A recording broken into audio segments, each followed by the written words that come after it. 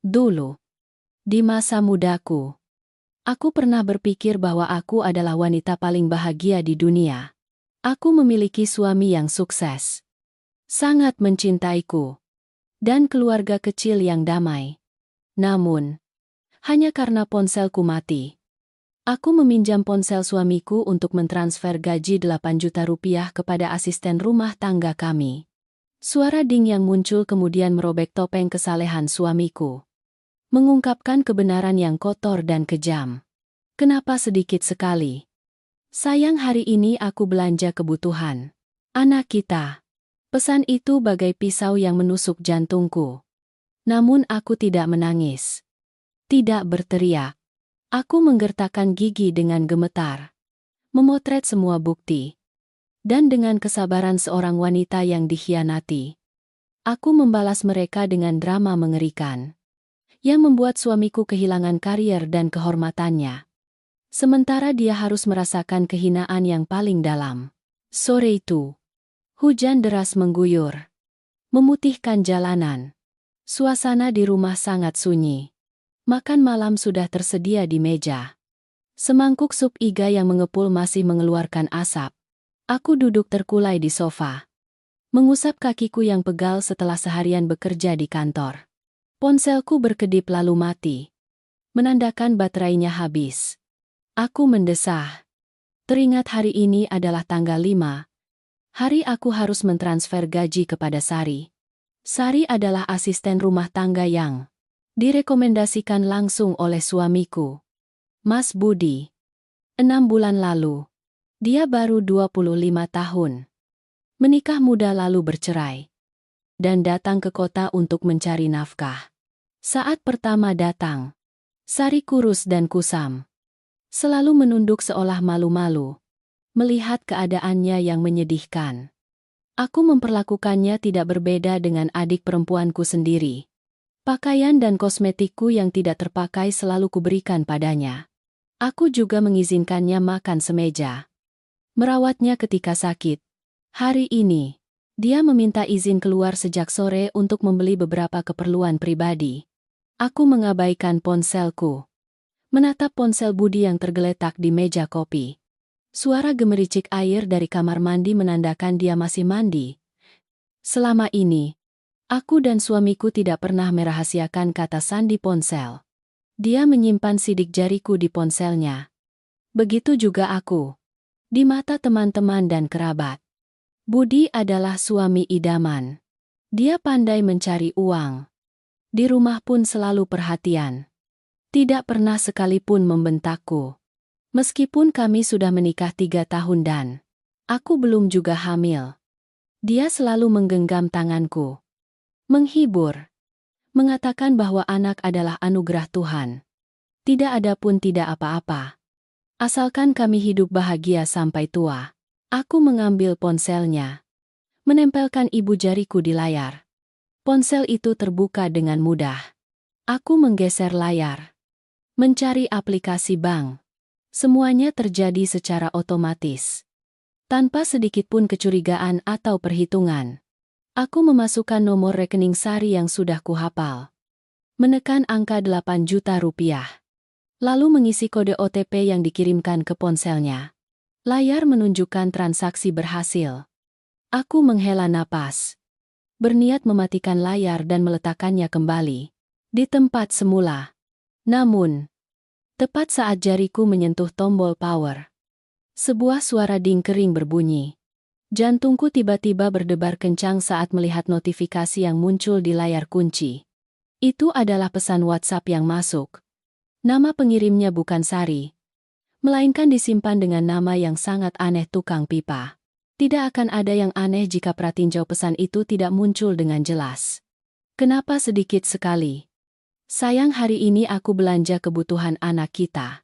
Tambah 5 juta lagi ya. Aku sudah di toko perlengkapan bayi. Nanti Mas pulang, aku beri hadiah ya. Seluruh tubuhku seperti tersengat listrik tegangan tinggi. Tanganku kaku. Ponsel itu hampir saja jatuh ke lantai kayu. Tukang pipa memanggil satu sama lain sayang. Belanja kebutuhan anak kita. Otakku berputar-putar dalam kekacauan. Tetapi intuisi tajam seorang wanita memberitahuku bahwa ada kebenaran mengerikan yang terkubur di bawah selubung kebahagiaan palsu ini. Tanganku gemetar hebat. Aku menggigit bibirku sampai berdarah. Berusaha tidak mengeluarkan suara apapun. Aku membuka kunci ponsel sekali lagi. Tanganku yang dingin langsung menyentuh aplikasi WhatsApp. Riwayat obrolan kosong. Tidak ada percakapan sebelumnya. Dia telah menghapus semua jejak setiap kali pulang. Tetapi dia tidak menyangka bahwa tepat saat aku memegang ponsel untuk mentransfer uang, kekasihnya justru membalas pesan terkait uang yang baru saja diterima. Waktu cocok. Jumlah uang cocok. Orang yang baru saja menerima 8 juta hanya bisa Sari. Tukang pipa adalah samaran yang dibuat oleh suamiku yang sempurna untuk menyembunyikan kekasih kecilnya yang tinggal di bawah satu atap denganku. Ternyata aku telah memelihara musuh dalam selimut.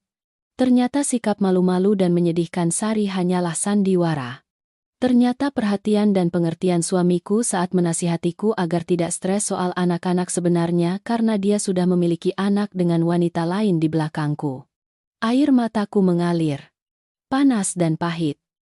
Namun dalam sekejap, ketenangan yang menakutkan menyelimuti pikiranku.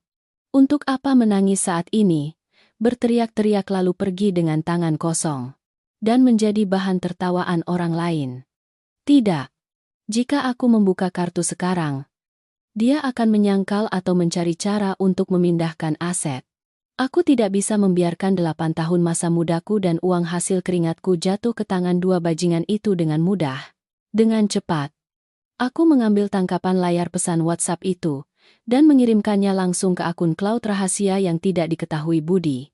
Setelah itu, aku menghapus obrolan di ponselnya, membersihkan semua notifikasi, dan menutup semua aplikasi yang terbuka.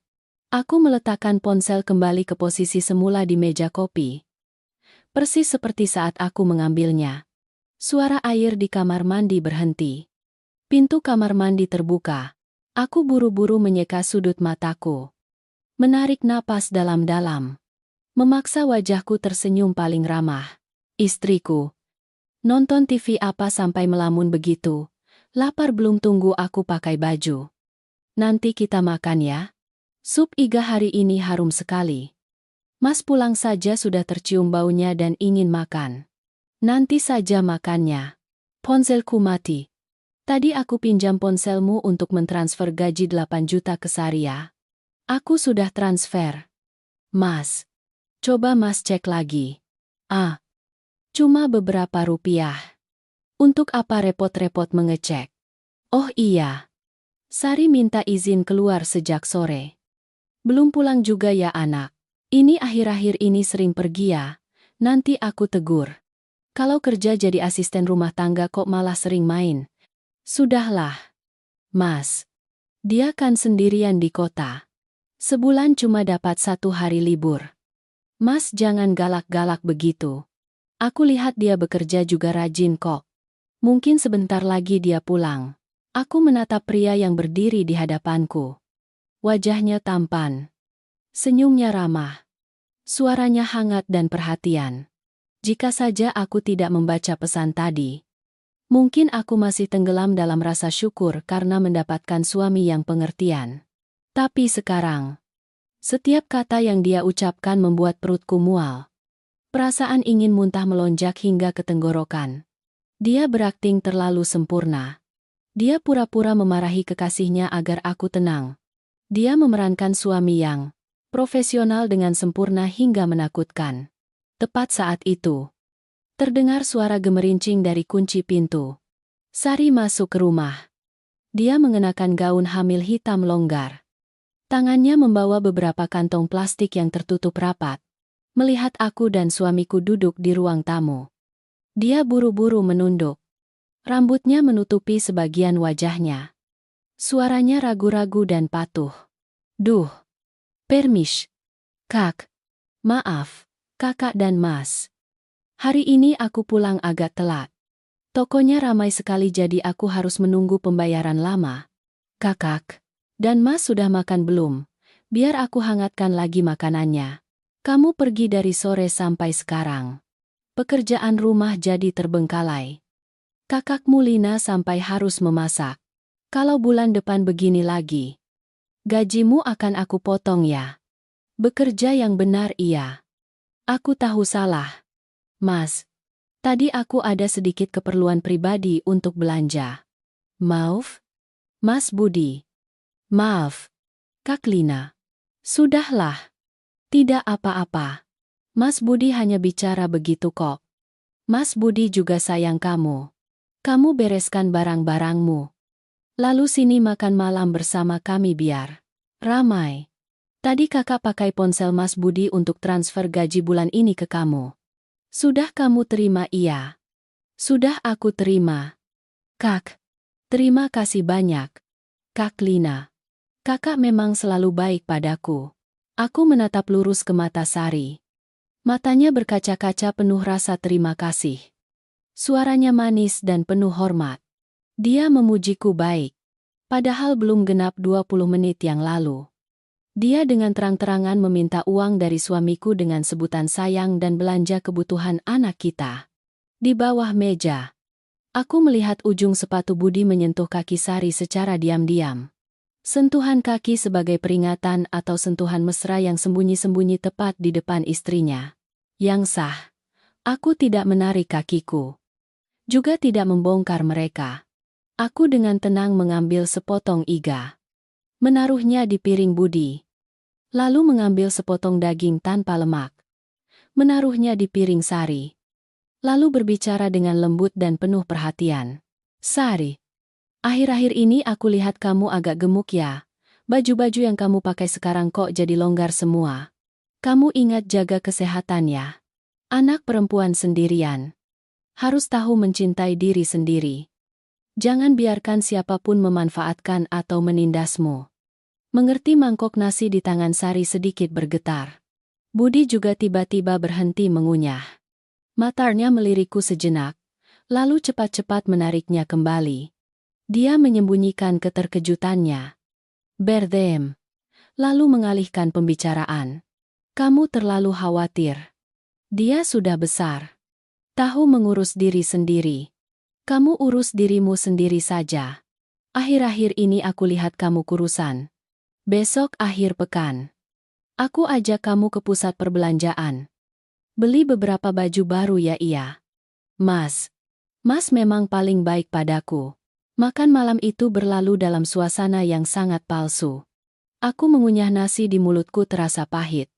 Mulai malam ini, aku tahu aku tidak akan lagi menjadi istri yang baik, polos, dan percaya buta pada suamiku. Musuh tidak jauh. Mereka duduk semeja, tidur di bawah satu atap, menghabiskan uang yang sebagian besar aku hasilkan. Perang ini baru saja dimulai. Aku berjanji pada diriku sendiri. Orang-orang yang telah menginjak-injak kepercayaanku dan kehormatanku. Kubuat mereka membayar tidak kurang sepeser pun. Dan mereka akan hidup dalam ketakutan dan kecurigaan. Lalu dengan tangan mereka sendiri akan merobek selubung busuk yang telah mereka bangun. Malam itu, suasana di kamar tidur begitu sunyi hingga aku bisa mendengar detak jam dinding dengan jelas.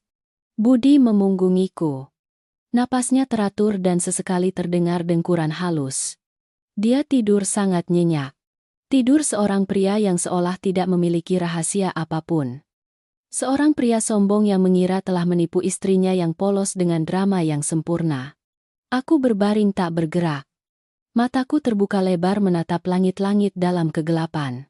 Perasaan, malu dan jijik terus bergolak di perutku. Mengalir melalui setiap pembuluh darah. Tempat tidur pengantin mahal yang pernah kupilih sendiri kini terasa dingin dan penuh duri. Di sampingku bukan lagi suami yang sempurna yang pernah kucintai, melainkan iblis berwajah manusia. Pukul 2 pagi. Aku tahu inilah saatnya aku harus bertindak. Air mata tidak akan membantuku mendapatkan kembali apa yang telah hilang. Penderitaan saat ini hanyalah kemewahan. Aku dengan lembut menyingkap selimut sutra. Menjejakkan kaki ke lantai kayu yang dingin tanpa mengenakan sandal agar tidak menimbulkan suara. Jantungku berdebar kencang di dadaku. Tetapi akalku membeku. Aku diam-diam berjalan menuju tas Budi yang diletakkan di meja kerja. Mengeluarkan iPad yang sering digunakannya untuk membaca berita.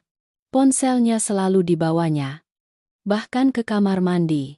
Tetapi iPad ini, dia seringkali ceroboh meninggalkannya begitu saja. Cahaya biru dari layar iPad memantul di wajahku. Menyinari mataku yang memerah karena amarah. Aku tahu kata sandi iPad ini. Serangkaian angka yang merupakan tanggal ulang tahun kami. Sungguh ironis. Dia menggunakan tanggal ulang tahun cinta kami untuk mengunci rahasia pengkhianatan. Tanganku gemetar menyentuh aplikasi WhatsApp. Satu-satunya aplikasi yang belum sempat dia logout atau sinkronisasi kata sandi. 2 lapis di perangkat ini. Jantungku serasa diremas saat melihat deretan pesan yang belum dihapus di iPad. Mungkin dia hanya ingat menghapus di ponsel. Lupa bahwa kedua perangkat ini kadang-kadang otomatis sinkronisasi saat menggunakan jaringan Wi-Fi yang sama di rumah. Nama tukang pipa muncul dengan jelas. Riwayat obrolan berlangsung selama berbulan-bulan. Aku menahan napas membaca setiap baris. Setiap kata bagai pisau yang menusuk langsung ke jantungku yang berdarah. Mereka saling memanggil suami istri dengan manis hingga membuat mual. Mereka saling mengirimkan emotikon ciuman. Kata-kata kotor dan kerinduan. Tepat di jam kerja. Saat aku sedang bekerja keras di kantor untuk mencari uang demi masa depan kami berdua. Yang lebih menakutkan adalah foto-foto USG janin. Foto hitam putih itu buram. Tetapi jelas menunjukkan tanggal dan nama ibu hamil Sari. Janin sudah berusia 12 minggu. 12 minggu. Cocok dengan waktu Sari cuti sakit beberapa hari bulan lalu.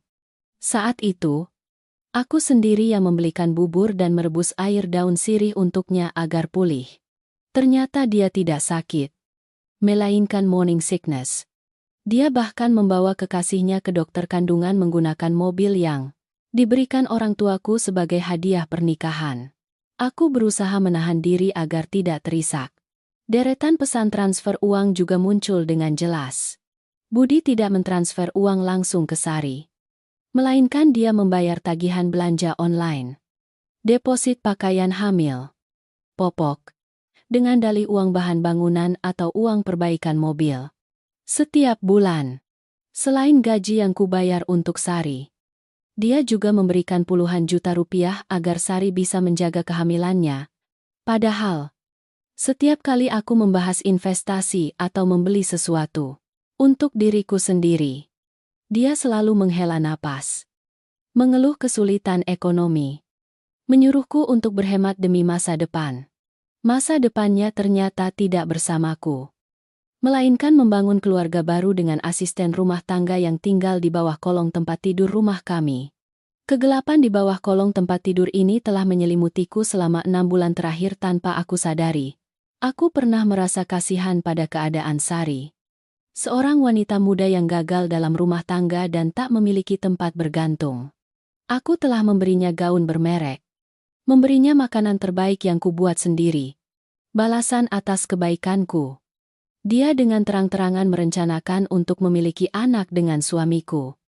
Berniat merebut posisi nyonya rumah ini. Pengkhianatan ini tidak hanya datang dari satu pihak, melainkan persekongkolan 2 orang berhati dingin. Menggunakan kebaikanku sebagai pijakan untuk nafsu mereka yang hina, dengan ketenangan yang aneh. Aku mengeluarkan ponselku.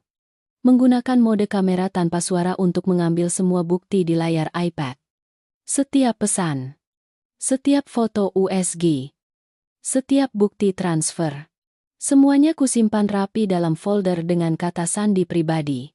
Aku tahu bukti-bukti ini akan menjadi pedang kematian yang akan menghantam mereka pada saat yang tepat. Tapi sekarang belum waktunya. Mereka telah memainkan sandiwara untuk menipuku. Maka aku akan membangun panggung yang lebih besar agar mereka menari-nari dalam jebakan mereka sendiri. Jaku. Aku dengan lembut menghapus riwayat tampilan.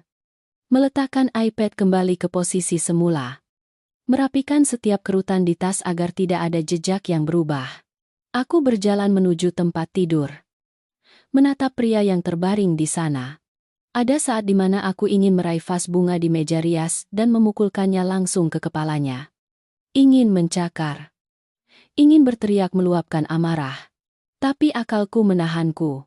Seorang wanita cerdas tidak akan pernah membiarkan emosi merusak rencana besar. Aku naik ke tempat tidur. Menarik selimut menutupi tubuhku. Memejamkan mata. Malam ini adalah malam terakhir aku menangis karena pria ini. Mulai besok, air mata akan menjadi senjata yang kugunakan untuk membunuh mereka. Keesokan paginya, sinar matahari menembus celah gorden. Langsung menyinari wajahku. Aku bangun lebih awal dari biasanya. Hal pertama yang kulakukan adalah masuk ke kamar mandi. Mencuci muka dengan air dingin untuk menghilangkan kelelahan setelah semalaman tidak tidur. Aku menatap diriku di cermin. Mata sedikit bengkak. Wajah pucat. Aku mengambil kotak bedak. Mengoleskan alas bedak tipis. Lalu memoles sedikit lipstik merah muda cerah. Aku harus terlihat cantik. Segar. Tarian topeng resmi dimulai. Aku turun ke dapur. Sari sedang sibuk memetik sayuran di wastafel. Melihatku. Dia buru-buru menunduk memberi salam. Matanya menyiratkan rasa takut seperti biasa. Jika kemarin, aku akan melihatnya sebagai sikap yang polos dan jujur. Tapi hari ini, melihat sikap malu-malu yang palsu itu, aku hanya merasa mual. Gaun hamil hitam longgar yang dia kenakan kemarin belum diganti. Cara jalannya agak berat. Khas wanita hamil di trimester kedua. Aku mendekat. Suaraku semanis dan sepeduli mungkin. Sari. Akhir-akhir ini kakak lihat kamu lelah sekali. Biar kakak saja yang kerjakan nanti. Kamu masuk kamar istirahat saja. Wanita sendirian harus tahu menjaga kesehatan. Kalau kamu sakit, Mas Budi nanti menyalahkan kakak karena tidak bisa merawat asisten rumah tangga. Mendengar nama Budi, bahu Sari sedikit bergetar. Dia buru-buru melambaikan tangan. Senyum canggung terpampang di bibirnya. Duh, tidak apa-apa. Kak, ini pekerjaanku. Mana berani aku biarkan kakak yang mengerjakan. Kakak naik saja. Siap-siap kerja. Sarapan sudah mau selesai aku masak. Aku tersenyum. Senyum yang tenang dan penuh toleransi. Kakak menyayangimu seperti adik sendiri. Tidak usah sungkan. Oh, tadi malam kakak melihat di lemari ada beberapa kotak sarang burung walet yang dulu ibu kakak kirimkan. Kakak tidak makan. Kamu ambil saja lalu dikukus untuk memulihkan tenaga ya. Kamu akhir-akhir ini terlihat pucat sekali seperti sakit. Orang luar nanti tidak tahu. Malah bilang kakak dan mas memanfaatkan tenaga kamu. Kan tidak enak. Aku mengamati ekspresi Sari. Matanya berkedip bingung. Tapi juga terselip sedikit rasa puas yang tersembunyi. Dia pasti yakin bahwa dia telah menipu istri yang bodoh dan mudah dimanipulasi. Dia salah mengira kebaikanku sebagai kebodohan. Dia tidak tahu bahwa kotak sarang burung walet itu adalah racun psikologis yang kubuat. Aku mulai menaburinya. Aku ingin dia tenggelam dalam kesombongan. Agar ketika jatuh ke jurang, dia tidak akan sempat bereaksi. Tepat saat itu, Budi turun dari lantai atas. Dia sudah rapi. Mengenakan setelan jas yang kusetrika rapi tadi malam. Dia terlihat berwibawa dan anggun. Dia mendekatiku. Memeluk pinggangku dari belakang. Mencium rambutku dengan lembut di depan asisten rumah tangga. Istriku pagi ini bangun pagi sekali harum sekali. Kalian berdua bicara apa kok sepertinya senang sekali dia tersenyum. Senyum seorang pria yang memiliki istri cantik yang sudah menyiapkan makanan. Dan juga memiliki kekasih yang patuh berdiri melayani di sampingnya. Perasaan puas yang hina. Aku berbalik. Memeluk lehernya. Berusaha menahan rasa jijik yang menjalar di punggungku. Lalu menjawab dengan manja. Aku sedang bilang ke Sari kalau akhir-akhir ini dia pucat sekali. Menyuruhnya mengambil sarang burung waletku untuk suplemen. Karena dia bekerja keras di rumah kita. Dan sendirian jadi kasihan. Mas, Budi sedikit mengerutkan kening. Matanya melirik Sari, Sesaat lalu cepat-cepat menariknya kembali. Dia menepuk bahuku dengan lembut. Suaranya menunjukkan sikap murah hati. Istriku memang selalu baik hati begitu. Sari. Dengarkan Kak Lina. Makan saja sarang burung waletnya. Kalau kurang, bilang ke Kak Lina untuk membeli lagi. Bekerja untuk keluarga ini. Aku dan Kak Lina tidak akan membuatmu rugi. Aku menatap lurus ke matanya. Senyum di bibirku semakin cerah. Betul. Kita harus berbuat baik. Mas, siapa tahu kalau kita berbuat baik, Tuhan juga akan berbuat baik pada kita. Memberi kita anak secepatnya agar rumah jadi ramai. Akhir-akhir ini aku sedang masa subur. Mas ingat pulang cepat ya. Kata anak yang keluar dari mulutku bagai jarum yang menusuk gendang telinga Budi dan Sari. Budi tersenyum canggung. Senyumnya sedikit miring. Tangannya yang memeluk pinggangku sedikit mengeras. Sementara di wastafel, suara piring dan mangkuk beradu karena tangan Sari tiba-tiba gemetar. Dia sedang memiliki anak dengan kekasihnya. Tetapi istrinya yang sah menuntut untuk memiliki anak. Terjebak di antara dua peran. Pria munafik itu mulai canggung. Dia buru-buru mengangguk-angguk. Mengiyakan agar cepat berlalu. Lalu duduk cepat di meja makan. Sepanjang sarapan itu, aku berperan sebagai istri sempurna. Melayani suami dengan segala perhatian. Aku menyendokkan makanan untuknya. Menuangkan susu untuknya. Dengan mesra menanyakan pekerjaannya. Sesekali aku sengaja menyebutkan rencana masa depan jauh kami berdua tentang villa yang akan kami beli. Tentang perjalanan mewah. Setiap kali aku berbicara, aku diam-diam mengamati ekspresi Sari. Wajahnya menunduk. Sumpitnya menusuk-nusuk nasi putih di mangkuk. Kecemburuan dan kerinduan terlihat jelas dari setiap napasnya yang berat. Dia sedang hamil anaknya. Tetapi harus berdiri melayani melihatnya bermesraan dengan istrinya. Dia ingin uang. Ingin status. Tetapi aku menghancurkan harga diri kecilnya sebagai orang ketiga dengan kekayaan dan kebahagiaan palsu ini. Aku ingin dia mengerti bahwa meskipun dia hamil, di rumah ini dia selamanya hanya seorang asisten rumah tangga. Tidak lebih dan tidak kurang. Topeng yang kupakai tidak hanya untuk menyembunyikan kebenaran yang sudah kuketahui, tetapi juga sebagai alat untuk menyiksa mental mereka setiap hari. Beberapa hari kemudian, aku tetap mempertahankan gaya seorang wanita berkuasa. Namun pemaaf, rencanaku bukan untuk menghancurkan segalanya secara instan. Merobohkan sebatang pohon, jika hanya dipotong di bagian tengah, mudah saja akan tumbuh lagi. Aku ingin menuangkan tetesan racun hingga ke akar-akar hubungan kotor itu agar mereka saling mencurigai, saling menghancurkan, dan memusnahkan satu sama lain. Menabur benih kecurigaan adalah langkah selanjutnya dalam drama besar ini. Pada akhir pekan, aku pergi berbelanja dan sengaja memilih kemeja sutra bermerek yang sangat mahal untuk Budi. Aku membawanya pulang, melepaskan labelnya tepat di depan Sari, dan memberitahunya dengan sangat hati-hati. Aku bilang padanya bahwa kemeja ini terbuat dari sutra murni. Harganya lebih dari 10 juta rupiah. Dan sama sekali tidak boleh dicuci mesin, melainkan harus dicuci tangan dengan lembut menggunakan deterjen khusus. Sari mengiyakan dengan tergesa-gesa. Memegang kemeja itu dengan hati-hati. Tapi dia tidak tahu. Aku diam-diam telah mencampur sedikit pemutih Jafex ke dalam botol deterjen khusus yang kutujukan padanya. Sore itu ketika pulang kerja, aku mendengar Budi berteriak-teriak dari ruang cuci. Aku pura-pura terkejut dan berlari masuk. Budi sedang memegang kemeja sutra kesayangannya, yang kini sudah bergaris-garis putih. Serat kainnya mengerut dengan menyedihkan. Sari berdiri bersembunyi di sudut dinding. Wajahnya pucat pasi. Matanya berkaca-kaca. Budi marah hingga wajahnya memerah. Dia membanting kemeja itu ke lantai. Memaki-maki. Kamu ini kerja seperti apa sih, matamu itu di mana kemeja belasan juta yang baru dibelikan istriku? Kamu cuci sekali saja sudah rusak begini.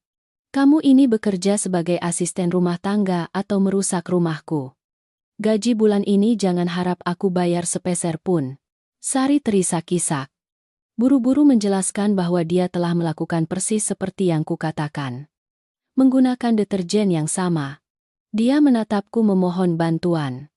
Berharap aku membelanya. Tetapi aku hanya sedikit mengerutkan kening. Mendekat. Mengambil kemeja itu untuk diperiksa.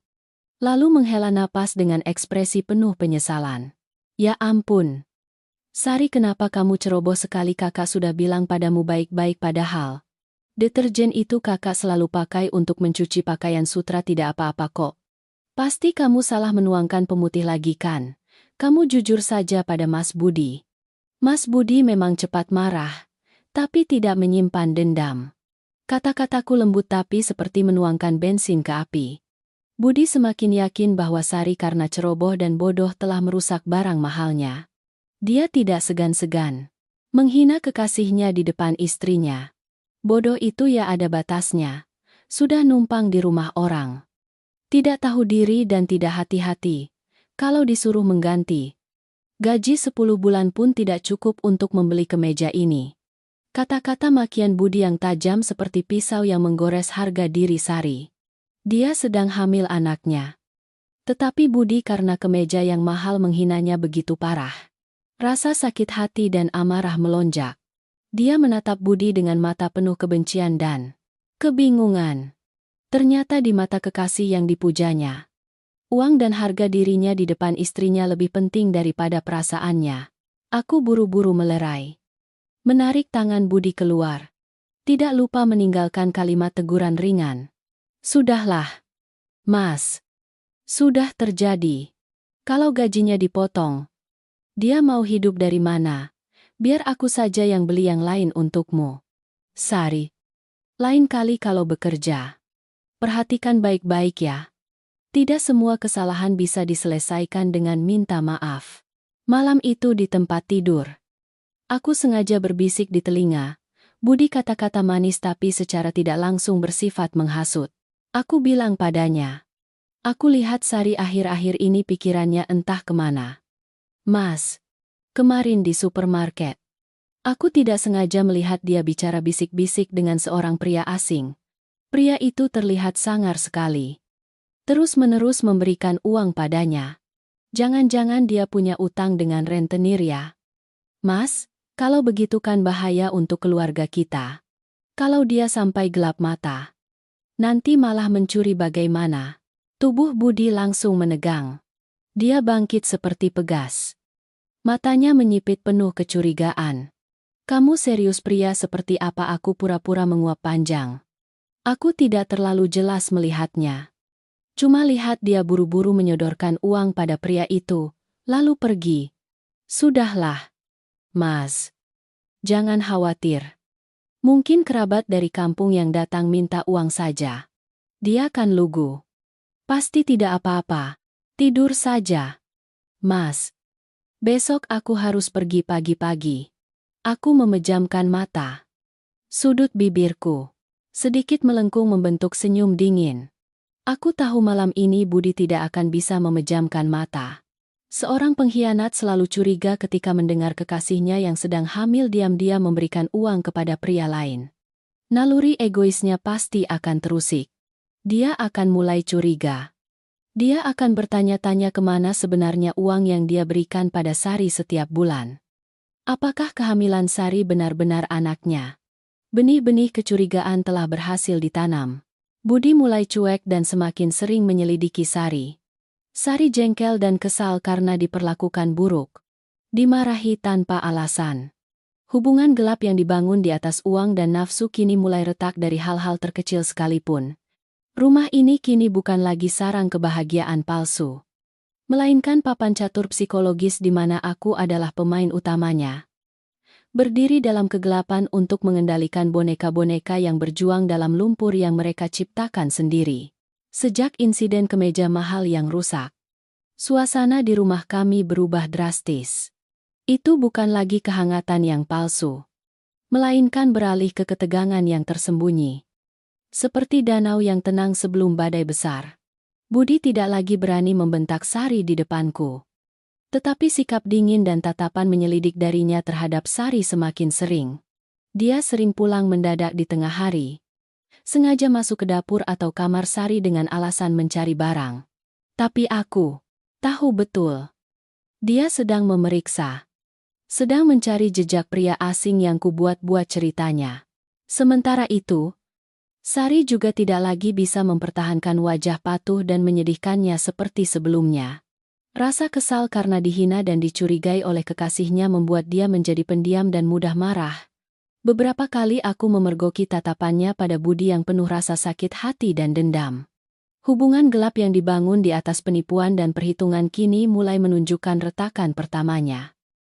Persis seperti yang kuharapkan. Aku berdiri di luar. Tenang, mengamati dua boneka yang berjuang dalam jebakan psikologis yang kurancang sendiri. Namun, menaburkan kecurigaan saja tidak cukup. Aku butuh pendorong yang lebih kuat. Sebuah dorongan yang menentukan untuk membuat mereka sangat panik. Memaksa mereka mengungkapkan rencana terdalam mereka.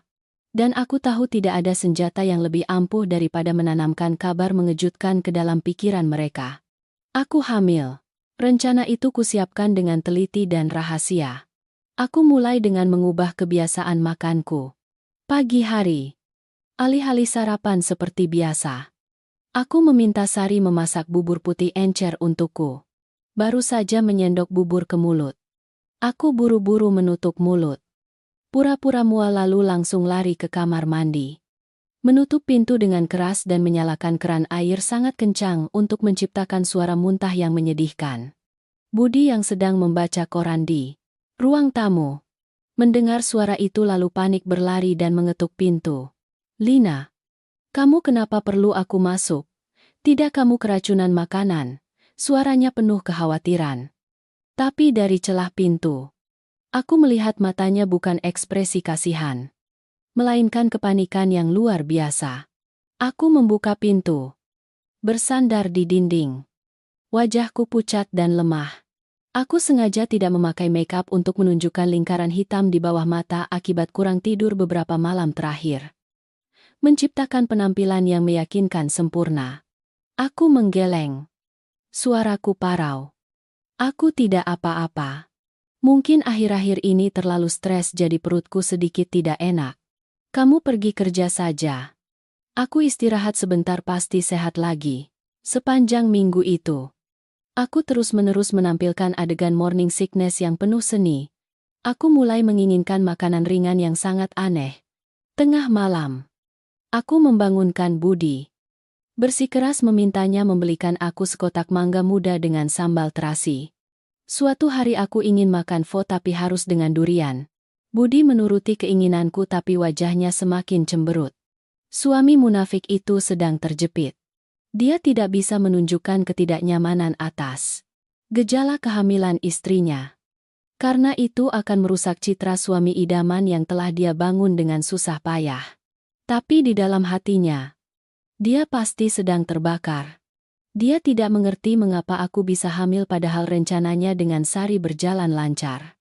Untuk menambah keaslian, aku membeli beberapa alat tes kehamilan ke rumah. Aku menggunakan spidol tipis untuk memberikan sedikit warna merah muda pudar. Menggambar garis kedua yang buram di alat tes. Lalu membuangnya ke tempat sampah di kamar tidur. Sengaja meletakkannya di posisi yang paling mudah terlihat. Aku juga tidak lupa membuka tablet yang digunakan bersama di rumah.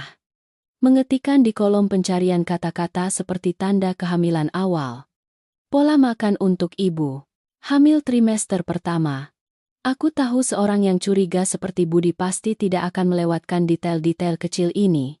Reaksi Sari adalah hal yang paling membuatku puas. Setiap kali melihatku muntah. Setiap kali melihat Budi dengan perhatian menggosok punggungku. Ekspresi wajahnya berubah dari pucat pasi menjadi keunguan. Tangannya yang sedang membersihkan menggenggam erat. Urat-urat hijau menonjol dengan jelas. Perut buncitnya yang semula menjadi kebanggaan dan kartu as untuk merebut hartaku, kini tiba-tiba menjadi tidak berharga di hadapan kehamilanku yang sah. Posisinya di rumah ini sedang terguncang hebat. Kecemburuan, kedengkian, Dan ketakutan kehilangan segalanya secara perlahan mengubahnya dari rubah licik menjadi binatang yang terpojok. Suatu malam ketika aku sedang menonton TV, sengaja memilih program tentang ibu dan bayi. Budi duduk di sampingku. Tangannya dengan lembut menyentuh perutku. Suaranya sedikit ragu dan menyelidik. "Lina, kamu merasa aneh sudah lama, atau besok aku antar kamu periksa? Ya harus yakin baru kita bisa senang." Aku berbalik menatapnya. Tersenyum cerah. Tetapi dalam hati aku merasa sangat jijik. Aku juga berniat begitu. Tapi tunggu, beberapa hari lagi biar yakin. Mas, aku juga agak khawatir tidak tahu benar atau tidak. Tapi kalau memang benar, berkat keluarga kita besar sekali ya sudah 3 tahun loh. Aku menyandarkan kepalaku di bahunya. Merasakan dengan jelas kekakuan di setiap otot pria yang harus berakting sempurna dalam peran bahagia. Dia sedang menghitung. Dia sedang panik. Dia tidak mengerti di mana letak kesalahannya. Dia pasti akan mencari cara untuk memastikan kebenarannya. Dan itulah yang kutunggu. Jebakan kehamilan telah dipasang dengan sempurna. Sekarang, aku hanya perlu tenang menunggu dan melihat tindakan bodoh dan kejam apa yang akan dilakukan oleh dua mangsa yang panik itu. Drama ini akan semakin menarik di bagian selanjutnya. Dan akulah sutradara drama yang akan mereka alami. Rumah kami kini bagai panci presto yang dipanaskan di atas api besar. Tekanan tak terlihat membebani setiap sudut. Membuat suasana menjadi pekat dan menyesakan. Sari, seperti yang kuduga, tidak bisa diam. Ketakutan kehilangan posisi, kehilangan pria, dan masa depan kaya raya yang dia bayangkan telah mengubahnya menjadi binatang buas. Siap melakukan apa saja untuk menyingkirkan penghalang. Dan penghalang terbesarnya saat ini adalah kehamilanku. Dia tidak lagi bisa mempertahankan wajah patuh dan tabah. Sebaliknya, muncul perhatian yang tiba-tiba. Perawatan yang tidak wajar. Dia mulai mengambil alih semua pekerjaan dapur. Tidak mengizinkanku menyentuh apapun. Setiap hari dia sendiri yang membuatkan aku segelas jus buah. Kadang jus jeruk. Kadang air kelapa. Mulutnya selalu mengatakan ingin merawat kakak ipar dan keponakannya sendiri untuk menebus kesalahan masalah kemeja kemarin. Budi melihatnya juga. Merasa sangat senang. Dia selalu memuji Sari yang tahu diri. Menyuruhku tenang saja menjaga kehamilan. Semua urusan sudah diurus olehnya. Kedua bajingan itu. Satu ingin meracuniku. Yang lain diam-diam menyetujui. Mereka bersekongkol dengan serasi hingga menjijikan. Tetapi mereka terlalu meremehkanku. Aku tahu perhatian palsu ini adalah selubung sempurna untuk rencana kejam. Seorang wanita yang sedang hamil tidak akan pernah rela melayani wanita lain yang juga sedang hamil anak kekasihnya. Pasti dia akan melakukan tipu muslihat. Aku tidak sebodoh itu untuk meminum apapun yang dia siapkan tanpa tindakan pencegahan. Rencana balasku telah dirancang lebih detail daripada rencana mereka. Aku memesan kamera super kecil secara online. Disamarkan dalam bentuk gantungan kunci yang sangat biasa. Aku bilang pada Budi bahwa akhir-akhir ini aku sering lupa. Jadi aku membeli gantungan kunci dengan GPS agar kalau jatuh bisa dicari. Budi tidak sedikit pun curiga. Aku menggantungkan gantungan kunci itu di sebuah paku lama di dinding dapur. Di sudut tersembunyi. Tetapi bisa mencakup seluruh area meja dapur tempat Sari biasa meracik minuman. Ini akan menjadi mata dewa yang merekam semua kejahatan wanita licik itu. Aku mulai menciptakan kesempatan baginya untuk bertindak. Aku sengaja mengeluh kepada Budi di depan Sari bahwa akhir-akhir ini aku sulit tidur. Tubuhku sering panas. Kudengar minum teh bunga krisan yang dicampur sedikit biji teratai. Sangat baik untuk ibu hamil. Aku juga berpesan kepada Sari dengan sangat natural. Besok kamu ingat membuatkan aku sebotol ya. Tapi ingat, biji teratainya sedikit saja. Kalau kebanyakan pahit, aku tidak bisa minum. Keesokan paginya, aku bangun lebih awal seperti biasa. Turun ke dapur. Sesuai dugaan. Sebotol teh bunga krisan berwarna kuning keemasan. Dengan aroma lembut. Sudah diletakkan di meja. Sari sedang membersihkan di ruang tamu. Tetapi matanya tidak henti-hentinya mencuri pandang ke arahku. Mengamati setiap gerakan. Aku tersenyum. Menuangkan segelas teh penuh. Mengangkatnya ke bibir berniat minum. Tapi kemudian aku berhenti. Menepuk dahi. Berseru. Aduh. Maci. Aku lupa dokumen pentingku di kamar. Kamu jaga rumah sebentar ya. Aku harus segera mengambilnya lalu pergi sekolah. Nanti terlambat. Aku berkata lalu buru-buru berbalik naik ke atas. Tetapi sebenarnya aku berdiri bersembunyi di balik sudut tangga untuk mengamati. Aku telah menciptakan celah yang sempurna. Dapur kosong. Segelas teh sudah dituangkan. Inilah waktu emas bagi Sari untuk bertindak. Dan dia tidak mengecewakanku. Melalui celah antara anak tangga. Aku melihat Sari diam-diam melihat sekeliling. Memastikan tidak ada orang. Dia buru-buru masuk ke dapur. Tangannya yang gemetar mengeluarkan satu strip obat kecil berwarna putih dari saku celemeknya. Dia mengambil 2 butir. Menghancurkannya menjadi bubuk di atas meja menggunakan dasar gelas. Lalu dengan cepat menuangkan bubuk putih itu ke dalam gelas tehku. Mengaduknya hingga larut. Lalu buru-buru membersihkan semua jejak di meja. Seluruh aksi berlangsung kurang dari 1 menit. Cepat dan penuh perhitungan. Jantungku seperti berhenti berdetak. Meskipun sudah menduga. Tapi ketika melihat langsung kekejaman wanita itu, aku tidak bisa menahan diri untuk tidak merinding. Itu bukan lagi kecemburuan orang ketiga. Melainkan tindakan seorang pembunuh. Jika aku benar-benar hamil, bubuk putih itu mungkin telah merenggut nyawa seorang anak tak berdosa. Kemarahan dalam diriku mencapai puncaknya. Tetapi aku berhasil menahannya. Semakin benci. Semakin aku harus tenang. Aku menunggu sebentar lalu baru dengan santai turun. Aku berjalan ke meja. Mengambil gelas teh. Mengendus pelan. Lalu mengerutkan kening. Kenapa teh hari ini baunya aneh ya agak menyengat. Tidak enak sekali. Sari yang berdiri di dekatku terkejut. Wajahnya pucat pasi. Buru-buru terbata-bata. Duh. Aduh. Tidak kok. Kek. Mungkin memang biji. Teratainya begitu. Kak. Kakak minum saja. Bagus untuk kesehatan kok. Aku menatap lurus ke matanya yang berusaha menghindar. Tersenyum misterius. Aduh. Tiba-tiba aku tidak ingin minum teh lagi. Aku ingin jus jeruk. Kamu buatkan aku segelas jus jeruk ya? Teh ini kalau dibuangkan sayang. Kamu minum saja biar tidak capek. Aku berkata lalu mendorong gelas teh ke arah Sari. Wajahnya berubah pucat.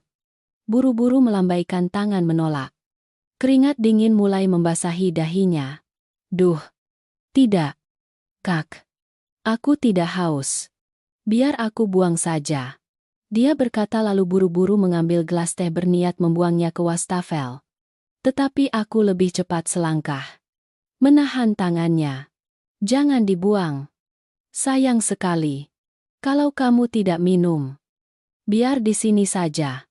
Nanti Mas Budi pulang. Dia minum. Mas Budi juga. Suka teh bunga krisan kok. Mendengar itu, Sari benar-benar hancur. Dia tidak bisa membiarkan Budi minum teh itu.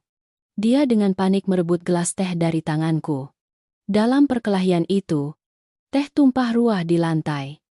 Gelas pecah berkeping-keping. Sari terengah-engah. Seolah baru saja lolos dari maut. Aku berdiri di sana menatap genangan teh dan pecahan kaca di lantai. Hatiku dingin membeku. Aku tidak perlu memaksanya minum lagi. Tindakan paniknya sudah mengungkapkan semuanya. Aku diam-diam kembali ke kamar. Mengambil kartu memori dari kamera. Rekaman video gerakan lambat saat Sari memasukkan obat ke dalam tehku terlihat jelas. Senjata pamungkas sudah ada di tanganku. Sekarang, aku tidak hanya memiliki bukti perselingkuhan, tetapi juga bukti tindakan percobaan pembunuhan. Jaring laba-laba sudah terpasang. Tinggal menunggu laba-laba beracun itu masuk perangkap pada saat yang tepat. Malam itu, Aku memutuskan untuk tidak membiarkan mereka tenang sedetik pun. Setelah mendapatkan rekaman video sebagai bukti, aku tahu bahwa aku telah menggenggam titik lemah fatal keduanya. Aku tidak perlu membuat keributan. Tidak perlu berkonfrontasi. Cara menyiksa mental yang paling efektif adalah membiarkan mereka hidup dalam ketakutan. Tidak tahu kapan bom itu akan meledak. Aku sengaja menyiapkan makan malam mewah. Semua hidangan favorit Budi dan Sari. Aku ingin membangun panggung yang sempurna untuk drama psikologisku. Makan malam itu berlangsung dalam keheningan yang menakutkan. Budi dan Sari duduk di hadapanku. Kedua, tidak berani menatap mataku. Insiden gelas teh pecah pagi itu jelas meninggalkan dampak psikologis yang berat. Mereka tahu aku sudah mulai curiga. Keheninganku saat ini bahkan lebih menakutkan daripada ribuan makian. Aku menyendokkan sepotong daging babi kecap ke piring Budi. Masih mempertahankan senyum lembut di bibirku. Tetapi suaraku terdengar jauh dan tak terfokus. Akhir-akhir ini aku sering membaca cerita di media sosial. Banyak sekali cerita yang menyedihkan ya. Ada cerita tentang sebuah keluarga. Suaminya diam-diam berselingkuh dengan asisten rumah tangga di rumah. Parahnya lagi, dia bahkan membuat asisten rumah tangga itu hamil. Sungguh tidak bisa dipercaya. Di zaman sekarang masih ada cerita seperti itu. Sumpit di tangan Budi berhenti di udara. Dia mendongak menatapku. Matanya menunjukkan kepanikan dan kecurigaan. Dia berusaha memaksakan senyum canggung. Suaranya sedikit tercekat. Istriku. Istriku membaca cerita-cerita tidak penting di internet untuk apa, hanya karangan untuk mencari perhatian saja. Ayo kita makan. Sayang, aku rasa tidak seperti karangan kok. Aku rasa itu benar sekali. Orang-orang bahkan menceritakan secara detail bahwa asisten rumah tangga itu juga berusaha mencelakai istrinya hanya karena ingin merebut harta. Menurutmu, wanita seperti itu menakutkan tidak? Aku tidak menatap Budi, melainkan langsung menatap Sari, yang sedang duduk gemetar seperti anjing kedinginan. Wajahnya pucat pasi, tidak ada darah sama sekali. Dia buru-buru meletakkan sumpit. Berdiri tiba-tiba. Suaranya terbata-bata. Aku permisi. Aku merasa sedikit tidak enak badan. Aku permisi naik ke kamar istirahat dulu. Aku tidak memberinya kesempatan untuk melarikan diri. Suaraku menjadi lebih dingin. Seperti pisau tajam. Duduklah. Aku belum selesai bicara. Kamu terburu-buru sekali, mau kemana? Atau kamu merasa bersalah karena cerita yang kubaca ada kemiripan dengan dirimu? Seluruh ruangan tenggelam dalam keheningan mematikan. Hanya tersisa napas terengah-engah Sari dan detak jantung Budi yang berdebar kencang. Dia berdiri berusaha menenangkan suasana. Suaranya penuh permohonan. Sudahlah. Istriku. Kamu kenapa tegang begitu? Ada apa? Kita bicarakan pelan-pelan. Sari sedang hamil. Kamu jangan membuatnya takut. Masalah ini ada jalan keluarnya. Aku tertawa terbahak-bahak. Tawa dingin dan sinis bergema di seluruh ruangan. Aku berdiri. Perlahan berjalan mendekat ke Sari. Membungkuk ke telinganya. Berbisik cukup keras agar kami bertiga bisa mendengar. Hamil. Kalau begitu harus lebih hati-hati. Terutama dengan makanan dan minuman sehari-hari. Kudengar ada obat penggugur kandungan yang tidak berwarna dan tidak berbau. Hanya dengan dosis kecil, bisa membuat janin tidak ada lagi. Orang-orang yang punya niat jahat seperti itu, menurutmu pantas dihukum oleh hukum tidak? Sari ambruk ke kursi. Seluruh tubuhnya lemas. Matanya terbelalak menatapku seolah melihat hantu. Dia tahu aku sudah tahu segalanya. Budi berdiri kaku. Keringat dingin membasahi kemejanya. Topeng kesalehannya benar-benar robek. Dia menatapku. Di matanya tidak ada lagi kecurigaan, melainkan ketakutan yang luar biasa. Dia tidak mengerti mengapa aku bisa tahu hal-hal mengerikan itu. Makan malam berakhir dalam kekacauan dan kehancuran. Aku tidak perlu mengatakan apa-apa lagi. Keheningan dan pertanyaan-pertanyaan sindiran dariku sudah merupakan siksaan psikologis yang paling mengerikan. Aku meninggalkan mereka duduk di sana dengan kepanikan mereka. Lalu dengan santai naik ke kamar tidur. Malam ini, mereka tidak akan bisa tidur. Mereka akan hidup di neraka penghakiman yang kubuat sendiri. Drama telah mencapai puncaknya. Adegan penutup yang penuh. Air mata dan kehinaan sedang menunggu mereka. Setelah makan malam badai itu, rumah kami jatuh ke dalam keadaan perang dingin yang sebenarnya. Budi dan Sari tidak lagi berani menatapku. Mereka bergerak di rumah seperti bayangan yang tersembunyi dan ketakutan. Hampir semua komunikasi terputus. Hanya keheningan yang menyelimuti. Budi tidak lagi berperan sebagai suami yang perhatian.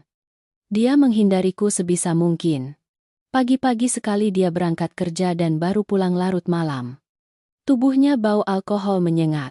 Dia berusaha menggunakan alkohol untuk melarikan diri dari kenyataan. Melarikan diri dari tatapan dingin membeku dariku. Sari hampir tidak berani keluar dari kamar kecilnya yang untuk asisten rumah tangga.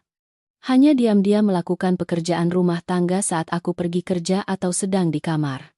Aku mengabaikan mereka. Ketakutan mereka adalah vonis hati nurani yang harus mereka tanggung setiap hari. Aku tahu keheningan saat ini adalah senjata paling tajam. Mereka tidak tahu apa yang sudah kudapatkan. Tidak tahu apa langkah selanjutnya dariku. Dan ketidakpastian itulah yang menyiksa mereka secara perlahan dan paling menyakitkan. Saat mereka tenggelam dalam kekacauan ketakutan, aku mulai melakukan langkah penting dalam rencanaku. Membersihkan semua aset. Mengambil kembali apa yang seharusnya menjadi milikku sebelum kapal pernikahan ini benar-benar tenggelam. 8 tahun menikah. Aku terlalu mempercayai Budi. Dia bilang pria mengurus hal besar. Wanita tidak perlu pusing soal uang. Biarkan dia mengelola keuangan bersama. Aku hanya perlu fokus pada pekerjaan profesionalku dan mengurus keluarga. Aku naif mempercayai kata-kata manis itu. Setiap bulan, gajiku setelah dikurangi pengeluaran pribadi, sisanya langsung ditransfer ke rekening bersama yang atas nama Budi. Aku hanya menyimpan sedikit untuk pengeluaran kecil. Aku juga tidak pernah menanyakan tentang investasi, tabungan. Karena aku sangat percaya pada pria yang kupanggil suami itu. Tapi sekarang, kepercayaan itu telah menjadi lelucon pahit. Aku mulai dengan menghubungi seorang teman lama yang sangat akrab. Saat ini dia adalah seorang pengacara terkenal yang ahli dalam kasus perceraian. Aku menceritakan padanya seluruh kisah. Mulai dari pengkhianatan hingga rencana memindahkan aset yang kucurigai Budi sedang lakukan. Temanku setelah mendengar ceritaku, selain marah padaku, dia juga dengan cepat menyusun rencana hukum yang sistematis dan rahasia. Langkah pertama dan terpenting adalah mengumpulkan bukti-bukti aliran uang dan aset yang terbentuk selama masa pernikahan.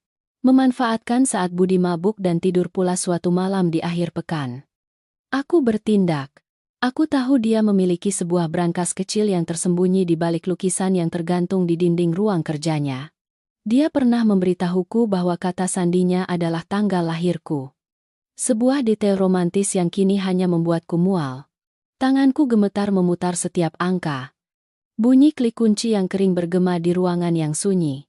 Di dalam brankas tidak banyak uang, tunai. Tetapi ada sesuatu yang lebih penting dari itu. Serangkaian dokumen. Jantungku seperti berhenti berdetak saat membalik setiap lembar dokumen. Seperti yang kuduga, Budi telah menyiapkan jalur pelarian yang sempurna untuk dirinya sendiri. Ada 2 buku tabungan bernilai besar. Sekitar lebih dari 2 miliar rupiah. Disimpan di 2 bank yang berbeda. Tetapi nama pemiliknya adalah ibu mertuaku di kampung. Tanggal penyetoran uang semua dalam 2 tahun terakhir. Dia diam-diam menarik uang dari rekening bersama. Memecahnya menjadi bagian-bagian kecil dan menyetorkannya ke rekening ibunya untuk mengelabuiku. Lebih canggih lagi, dia juga memiliki kontrak jual beli sebuah apartemen kecil di pinggir kota yang sudah dibayar lebih dari 70%. Dan nama yang tertera dalam kontrak tidak lain adalah Sari. Dia telah menggunakan uang hasil keringatku untuk membelikan rumah bagi kekasihnya dan anak kandungnya. Kemarahan dalam diriku melonjak hingga tercekik. Dia tidak hanya mengkhianati. Dia juga mencuri. Merampas usahaku secara terang-terangan. Aku berusaha menarik napas dalam-dalam untuk tetap tenang. Marah saat ini akan merusak segalanya. Aku mengeluarkan ponsel. Dengan hati-hati memotret semua dokumen mulai dari buku tabungan, kontrak jual beli, hingga laporan mutasi rekening yang dia selipkan. Setiap foto jelas. Tidak ada satu angka atau tanda tangan pun yang terlewat. Setelah selesai, aku menata semuanya kembali seperti semula. Mengunci brankas. Dan menggantung lukisan kembali ke posisi semula. Namun, itu saja belum cukup. Pengacaraku menyarankan untuk menang di pengadilan. Kamu perlu membuktikan bahwa sumber uang dalam rekening tabungan itu berasal dari harta bersama kalian berdua. Kamu perlu laporan mutasi rekening Bank Budi selama ini. Ini adalah tugas yang sangat sulit. Tetapi aku sudah memikirkan sebuah cara. Keesokan paginya, aku bersikap sangat ceria dan berkata kepada Budi bahwa aku ingin membuat hadiah kejutan untuk merayakan ulang tahun pernikahan kami yang ke-8 yang akan datang. Aku bilang aku ingin membuat video kompilasi momen-momen bahagia kami berdua dan aku membutuhkan riwayat transaksinya untuk melihat kembali pengeluaran bersama untuk perjalanan. Hadiah yang kami berikan satu sama lain. Budi, mungkin karena merasa bersalah dan ingin menenangkanku, tidak sedikit pun curiga. Dia dengan senang hati login ke aplikasi internet banking di komputerku. Mengekspor file Excel berisi seluruh riwayat transaksi selama 3 tahun terakhir dan mengirimkannya kepadaku. Dia tidak menyangka bahwa dalam file Excel itu terlihat jelas aliran uang besar yang ditransfer dengan keterangan kirim ke ibu untuk pensiun atau untuk ibu renovasi rumah. Yang cocok sempurna dengan tanggal di 2 buku tabungan itu. Dia telah dengan tangannya sendiri memberikan kepadaku bukti paling kuat untuk membongkar tindakan memindahkan asetnya. Memegang bukti yang tak terbantahkan. Aku merasa seperti seorang jenderal yang memegang kemenangan di tangannya. Aku bukan lagi wanita lemah yang pasif menunggu penghakiman. Aku telah menjadi orang yang proaktif. Yang menulis skenario untuk akhir hidupku sendiri. Aku mengirimkan semua dokumen kepada pengacara. Semua prosedur hukum untuk membekukan aset dan persiapan untuk gugatan cerai telah dimulai secara diam-diam. Budi masih tidak tahu apa-apa. Dia masih sibuk memainkan peran seorang pria yang bersalah. Berusaha menebus kesalahan pada istrinya. Dia tidak tahu bahwa jaring hukum yang kubentangkan perlahan-lahan mengencang dan hari di mana dia harus membayar semua itu sudah tidak jauh lagi. Setelah memegang bukti finansial dan bukti perselingkuhan. Aku tahu aku perlu melancarkan pukulan psikologis yang cukup kuat untuk sepenuhnya menghancurkan ikatan rapuh yang tersisa antara Budi dan Sari. Aku ingin mereka tidak hanya berpisah, tetapi berpisah dalam kecurigaan dan kebencian yang mendalam. Aku ingin suamiku yang munafik merasakan pahitnya dikhianati. Meskipun itu hanya sandiwara yang kubuat, rencana membuat hasil tes andrologi palsu mulai terbentuk. Aku kembali mencari bantuan teman lain yang bekerja di bidang kesehatan. Tentu saja aku tidak bisa meminta teman memalsukan dokumen rumah sakit karena itu adalah tindakan melanggar hukum dan etika medis. Tapi aku hanya butuh sesuatu yang lebih sederhana. Sebuah desain file PDF yang terlihat persis seperti formulir hasil tes analisis sperma dari klinik andrologi swasta. Temanku, setelah mendengar rencanaku, tidak ragu-ragu membantu. Dia membuat file hasil yang sempurna hingga detail terkecil.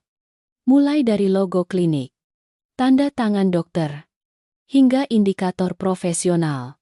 Dan yang terpenting, di bagian kesimpulan, ada tulisan tebal yang jelas infertilitas primer, karena tidak ada sperma.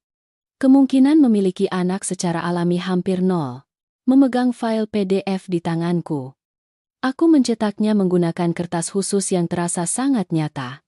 Langkah selanjutnya adalah bagaimana agar kertas ini sampai ke tangan Sari secara paling tidak sengaja. Aku tahu dengan sifat ingin tahu dan selalu mengintai yang dimilikinya. Hal ini tidak sulit. Aku sengaja meletakkan hasil tes itu dalam amplop putih yang diselipkan bersama beberapa tagihan listrik dan air lama. Lalu kuselipkan di bagian paling luar tas kerja yang biasa. Di bawah Budi. Aku yakin. Sebelum Budi pulang, Sari selalu punya kebiasaan merapikan meja kerjanya. Dia tidak akan bisa melewatkan amplop yang terlihat penting seperti itu. Sore itu aku pura-pura ada rapat mendadak sehingga akan pulang terlambat. Aku mengirim pesan kepada Budi. Menyuruhnya pulang makan malam duluan dengan Sari. Tidak perlu menungguku. Inilah waktu emas bagiku untuk menciptakan ruang pribadi bagi Sari agar dia menemukan rahasia yang mengejutkan. Aku duduk di kafe seberang kompleks apartemen. Menyeruput teh jahe hangat. Hatiku berdebar menunggu. Aku membayangkan Sari dengan rasa ingin tahu membuka amplop. Membaca setiap baris tulisan di hasil tes. Aku membayangkan kepanikan, keterkejutan, dan kemudian kepanikan yang luar biasa akan muncul di wajahnya. Seorang orang ketiga yang selama ini percaya diri menggunakan kehamilan untuk mengikat kekasihnya. Tiba-tiba menemukan bahwa pria yang selama ini dia layani dengan sepenuh hati adalah seorang pria yang mandul sejak lahir. Bagaimana rasanya kehamilan dalam perutnya tiba-tiba menjadi bukti yang menuduh perzinahannya sendiri. Dia tidak punya jalan keluar. Dia harus menghadapi kebenaran yang mengerikan. Dia telah ditipu. Atau justru dia juga sedang menipu. Budi. Kepercayaan yang selama ini rapuh antara dua orang yang berselingkuh kini akan benar-benar runtuh. Sekitar 1 jam kemudian, aku menerima telepon dari nomor tak dikenal.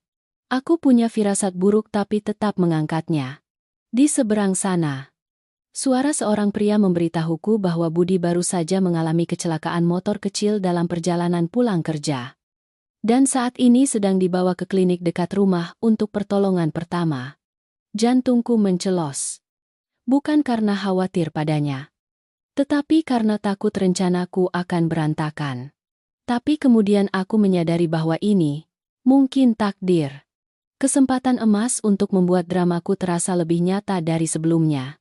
Aku buru-buru berlari ke klinik. Budi hanya mengalami luka gores ringan di tangan dan kakinya. Tidak ada yang serius. Tetapi aku sengaja membuat segalanya menjadi lebih rumit. Aku meminta dokter untuk melakukan pemeriksaan umum padanya, termasuk tes darah dan USG perut. Aku bilang pada dokter bahwa akhir-akhir ini kesehatannya tidak baik. Sering lelah dan berat badannya turun. Tentu saja aku diam-diam memberikan amplop berisi uang tip kepada dokter dan dia mengerti maksudku. Dengan senang hati bekerja sama, aku menelepon Sari di rumah. Suaraku panik dan terisak-isak. Aku memberitahunya tentang kecelakaan itu dan memintanya mencari beberapa dokumen identitas dan kartu asuransi kesehatan Budi di tas kerjanya untuk segera dibawa ke klinik. Aku menunjukkan lokasi yang tepat di mana tas itu berisi hasil tes palsu. Aku tahu dalam kebingungan dan kekhawatiran, dia pasti akan mengobrak-abrik tas itu dan tidak mungkin melewatkan amplop putih itu. Seperti yang kuperkirakan. Sekitar setengah jam kemudian, Sari tergesa-gesa datang ke klinik.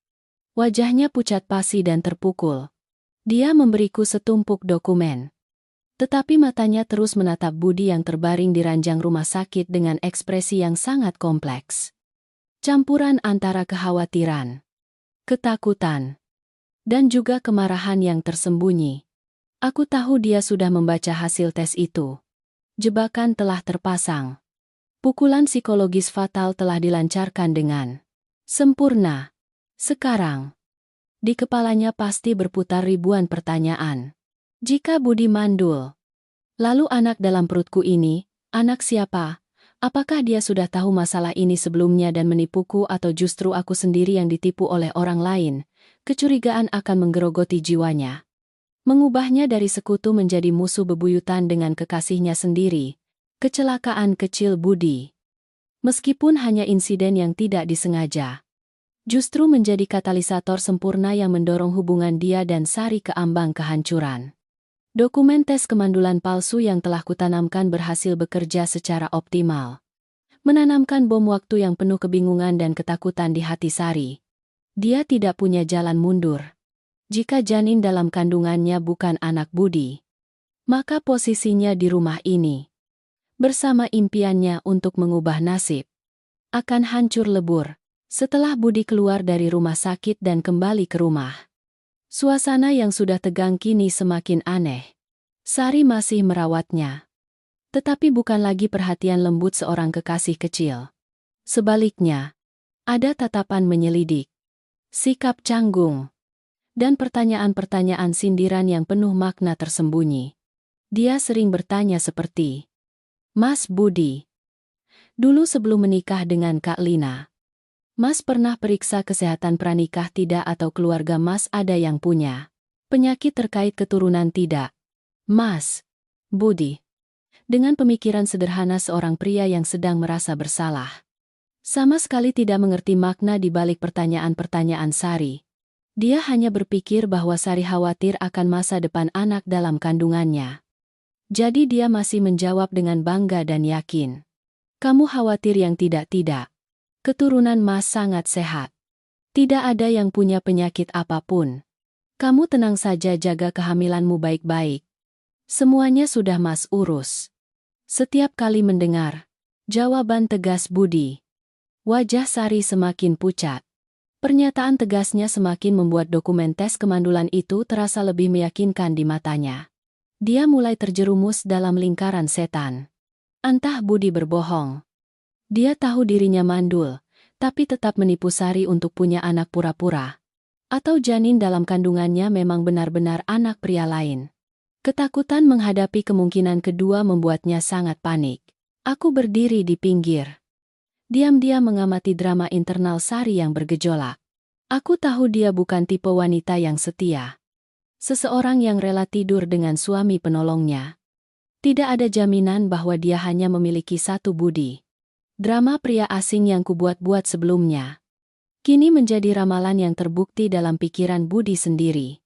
Kepanikan Sari dengan cepat berubah menjadi, dia mulai menuntut lebih banyak dari Budi.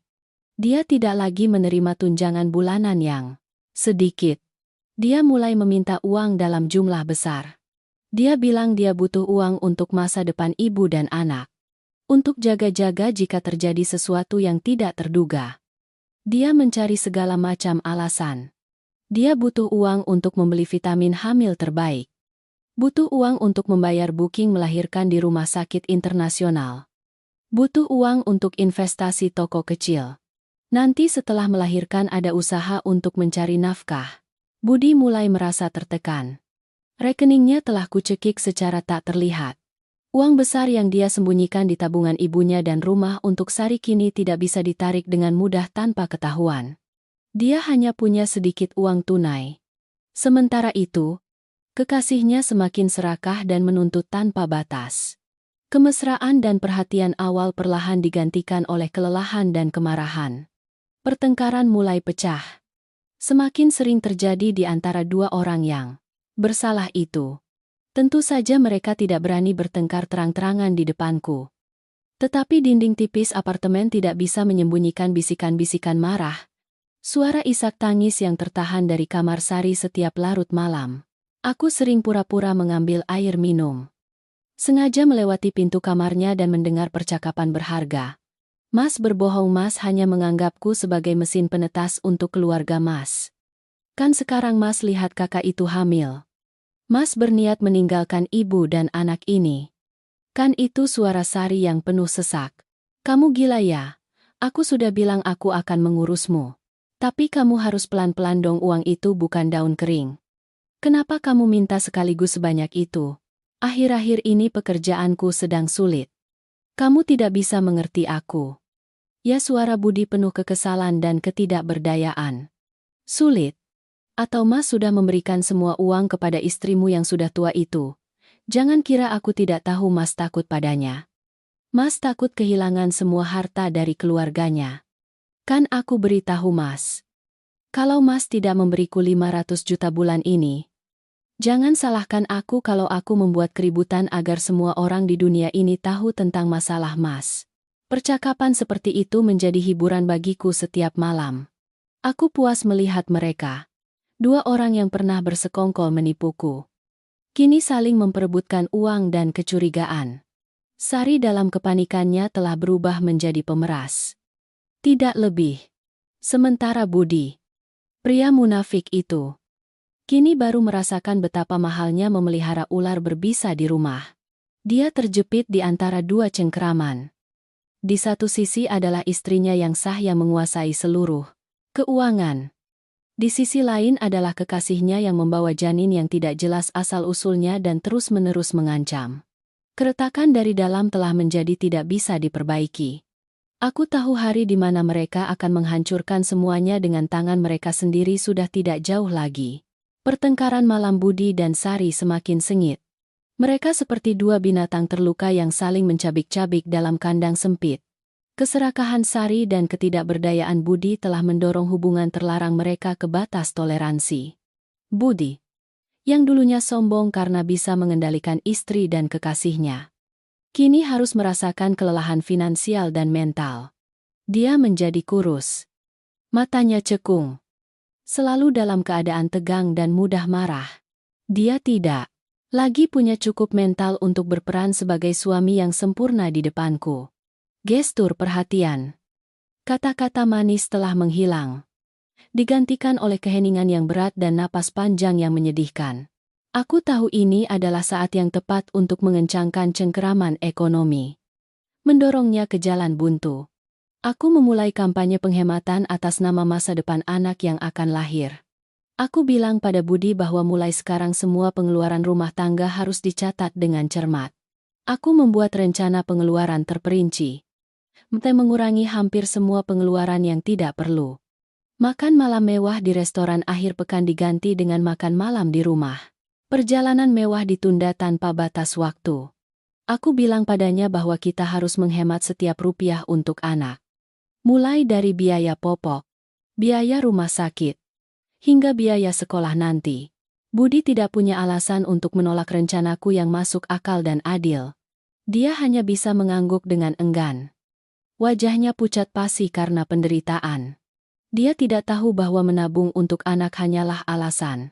Tujuanku sebenarnya adalah memutuskan sepenuhnya sumber bantuan yang selama ini dia diam-diam berikan kepada Sari. Aku mengendalikan kartu kredit tambahannya.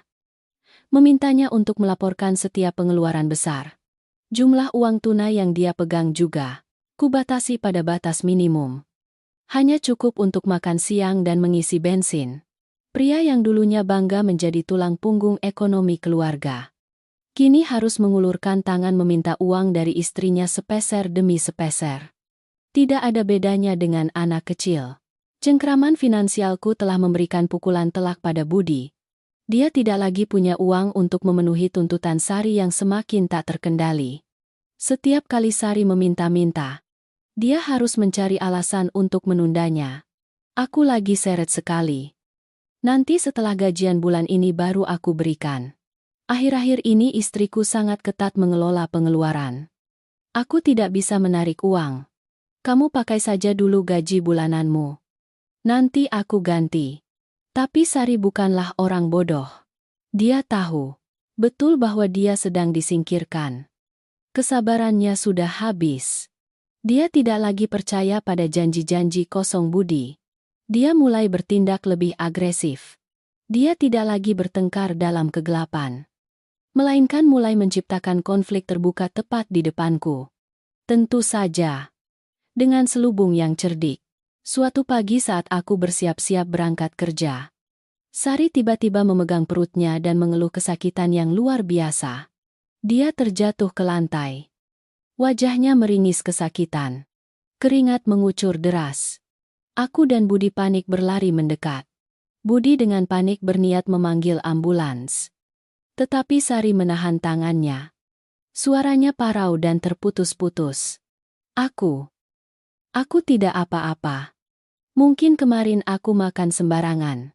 Mas Budi, Mas bisa beri aku pinjaman gaji beberapa bulan di muka. Tidak, aku ingin periksa umum saja biar tenang. Akhir-akhir ini aku merasa tubuhku lemah sekali. Aku berdiri di sana, melipat tangan, melihat drama canggungnya. Sakit perut tapi malah minta gaji di muka untuk periksa. Bukan minta dibawa ke UGD segera.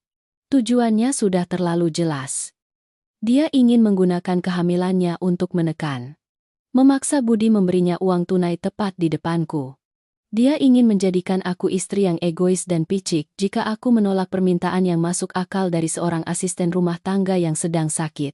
Budi gelagapan menatapku. Matanya penuh permohonan. Dia dalam dilema.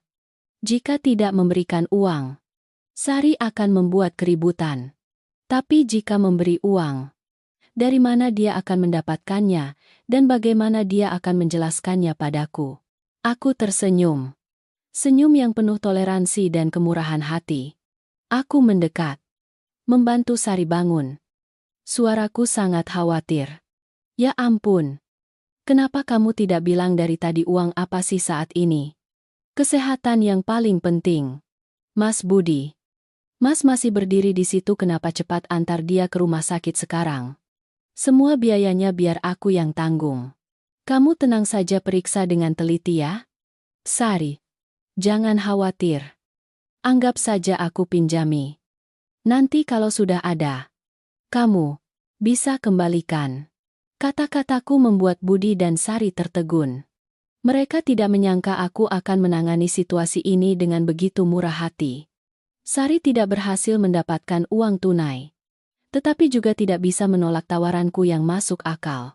Dia terpaksa menahan diri dan membiarkan Budi membimbingnya ke mobil menuju rumah sakit. Di rumah sakit, aku meminta dokter melakukan semua tes yang diperlukan untuk Sari. Mulai dari USG, tes darah, hingga pemeriksaan kesehatan umum. Aku membayar semua biaya rumah sakit dengan kartuku. Tidak membiarkan Budi menyentuh sepeser pun. Aku menunjukkan diri sebagai nyonya rumah yang sangat baik dan murah hati. Tetapi tujuan sejatiku bukan untuk merawatnya. Aku butuh sesuatu yang jauh lebih penting. Rekam medis Sari. Dan terutama hasil USG resmi janin. Ini akan menjadi bagian terakhir. Bukti kuat untuk mengakhiri drama ini. Budi dan Sari sama sekali tidak tahu. Mereka masih tenggelam dalam kebingungan.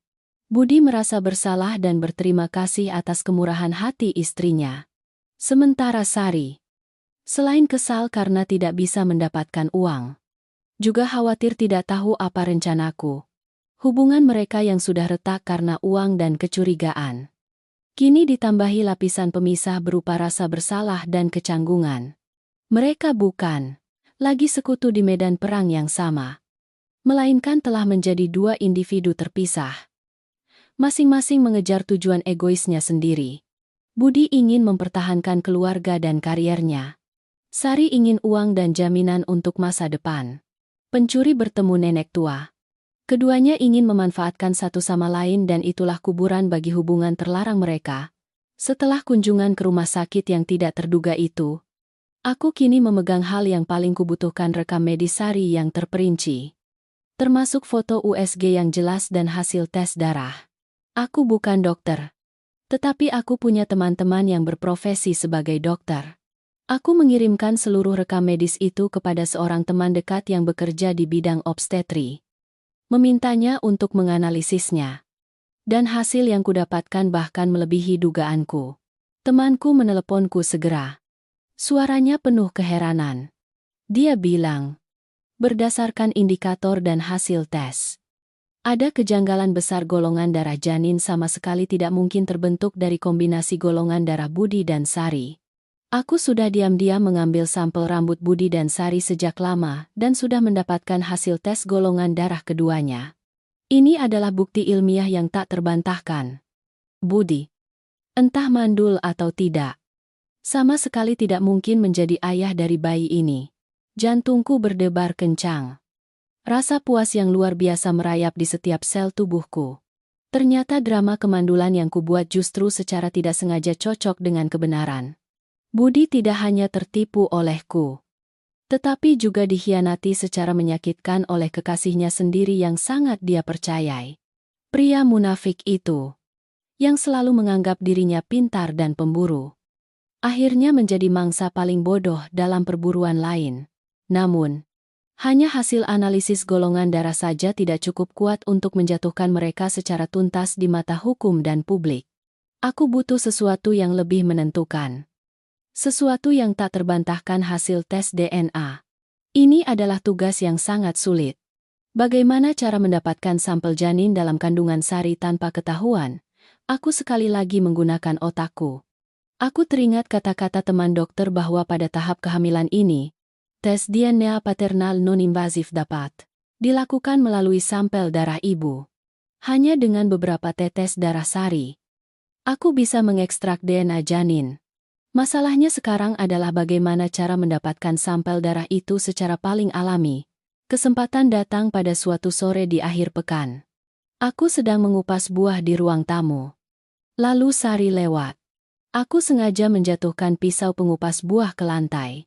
Sari secara refleks membungkuk untuk membantuku mengambilnya.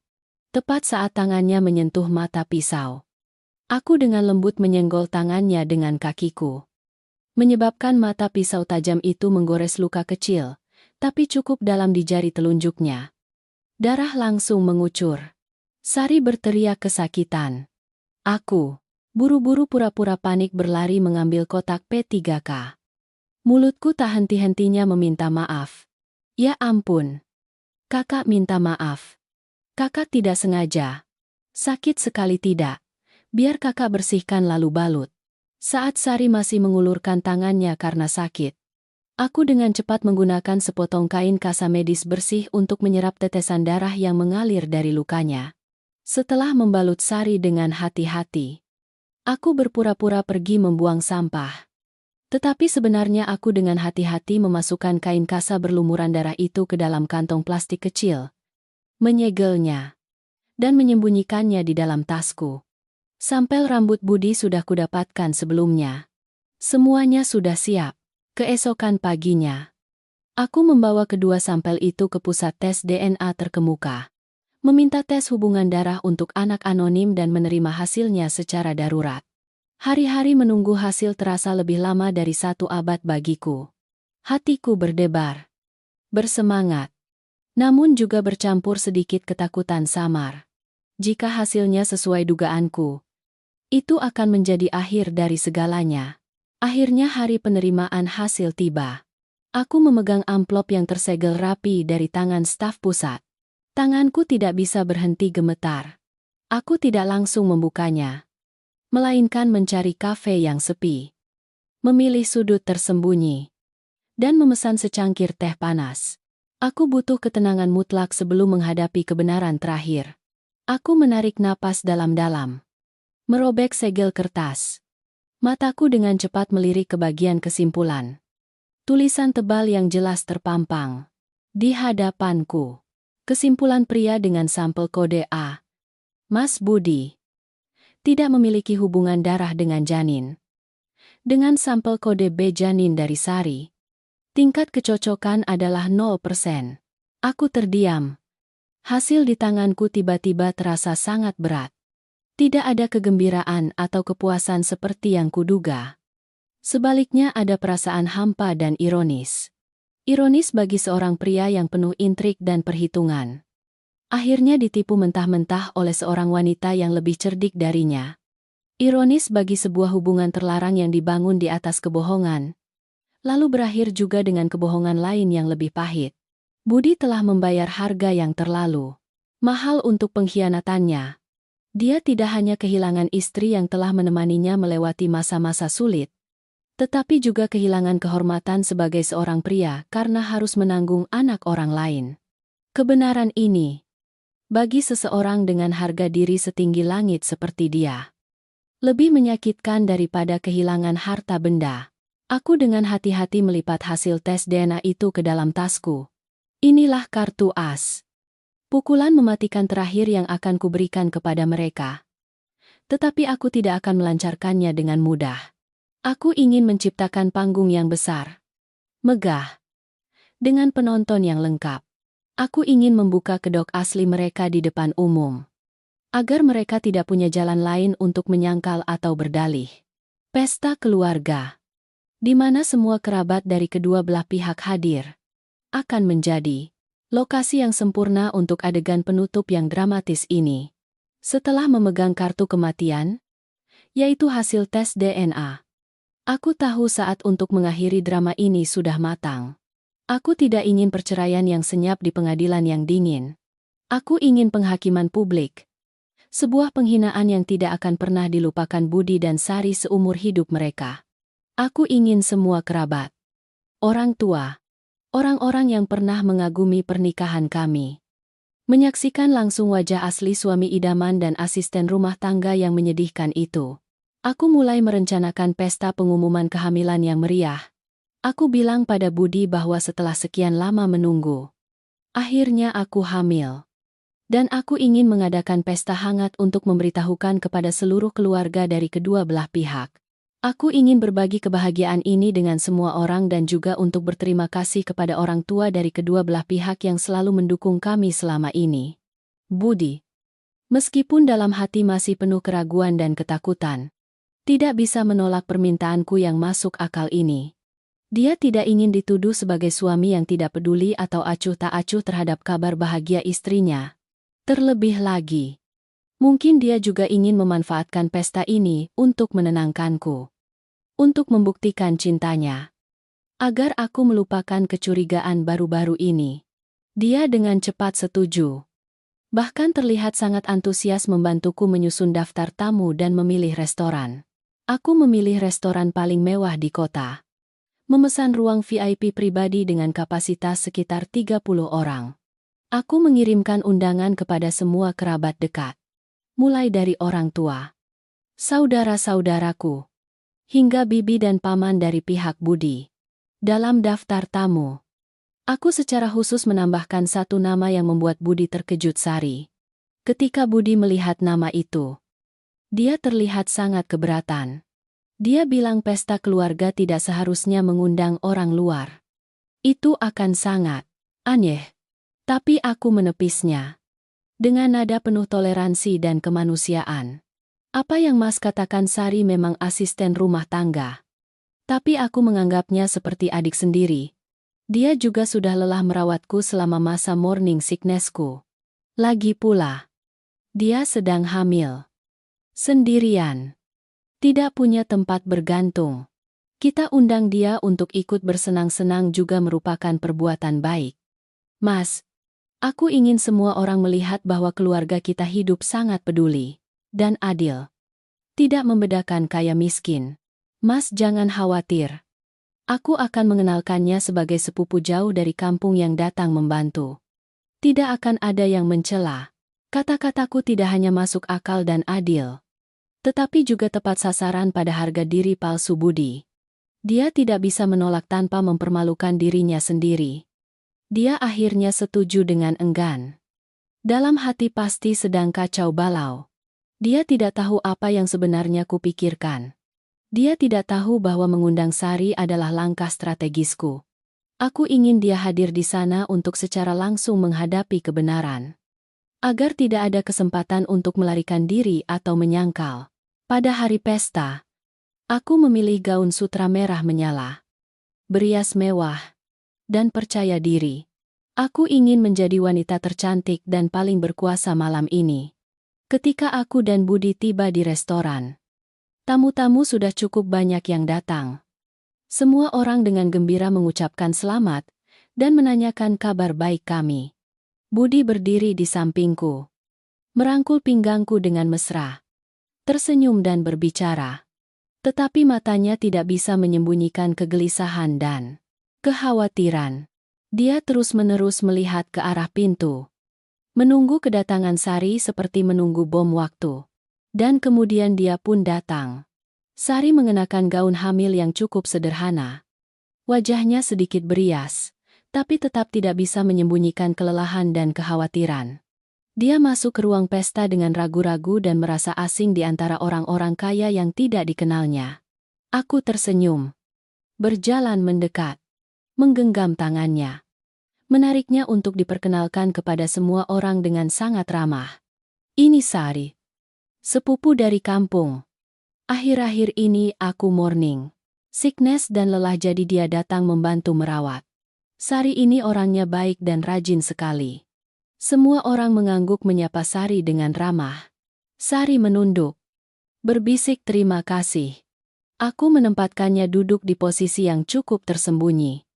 Tetapi masih cukup untuk mengamati seluruh jalannya pesta. Aku ingin dia merasakan jarak. Perbedaan kelas antara dia dan duniaku. Pesta dimulai dalam suasana gembira dan hangat. Semua orang bersulang. Menceritakan kisah-kisah lucu. Budi juga sudah mulai santai.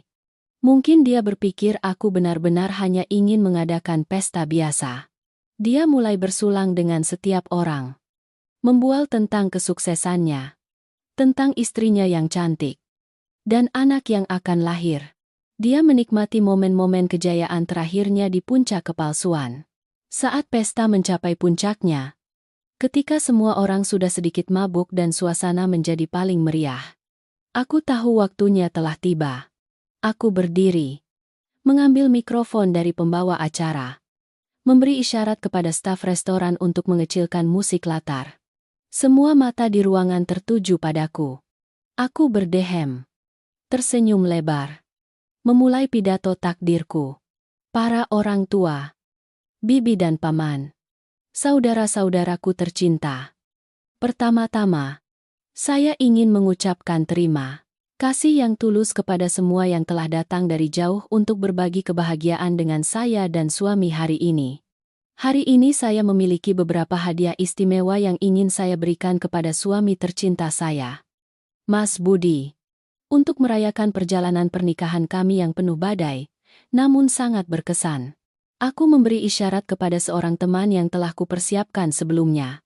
Layar proyektor besar di belakangku tiba-tiba menyala. Semua orang penasaran menatap layar, menunggu gambar-gambar romantis yang biasa mereka lihat di video perayaan.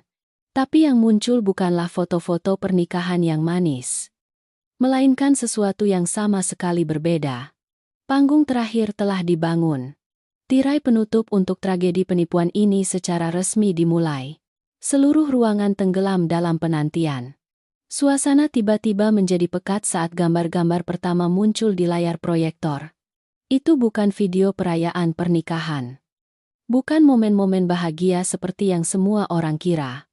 Sebaliknya, adalah serangkaian salinan laporan rekening bank yang diperbesar dengan jelas hingga setiap angka. Aku memegang mikrofon. Suaraku tetap tenang dan manis, tetapi setiap kata yang keluar bagai pisau yang menghantam keras keheningan. Hadiah pertama yang ingin saya berikan kepada suami adalah ringkasan keuangan yang detail tentang apa yang telah dia korbankan secara diam-diam untuk keluarga selama 3 tahun terakhir. Aku menunjuk ke layar tempat aliran uang yang dilingkari merah menonjol.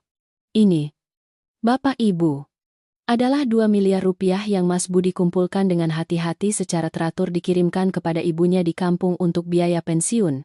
Saya sungguh terharu dengan kesalehan suami saya. Tetapi yang membuat saya bertanya-tanya adalah mengapa jumlah uang sebesar itu ditransfer secara diam-diam dari rekening bersama kami berdua. Yang sebagai istri saya sama sekali tidak tahu.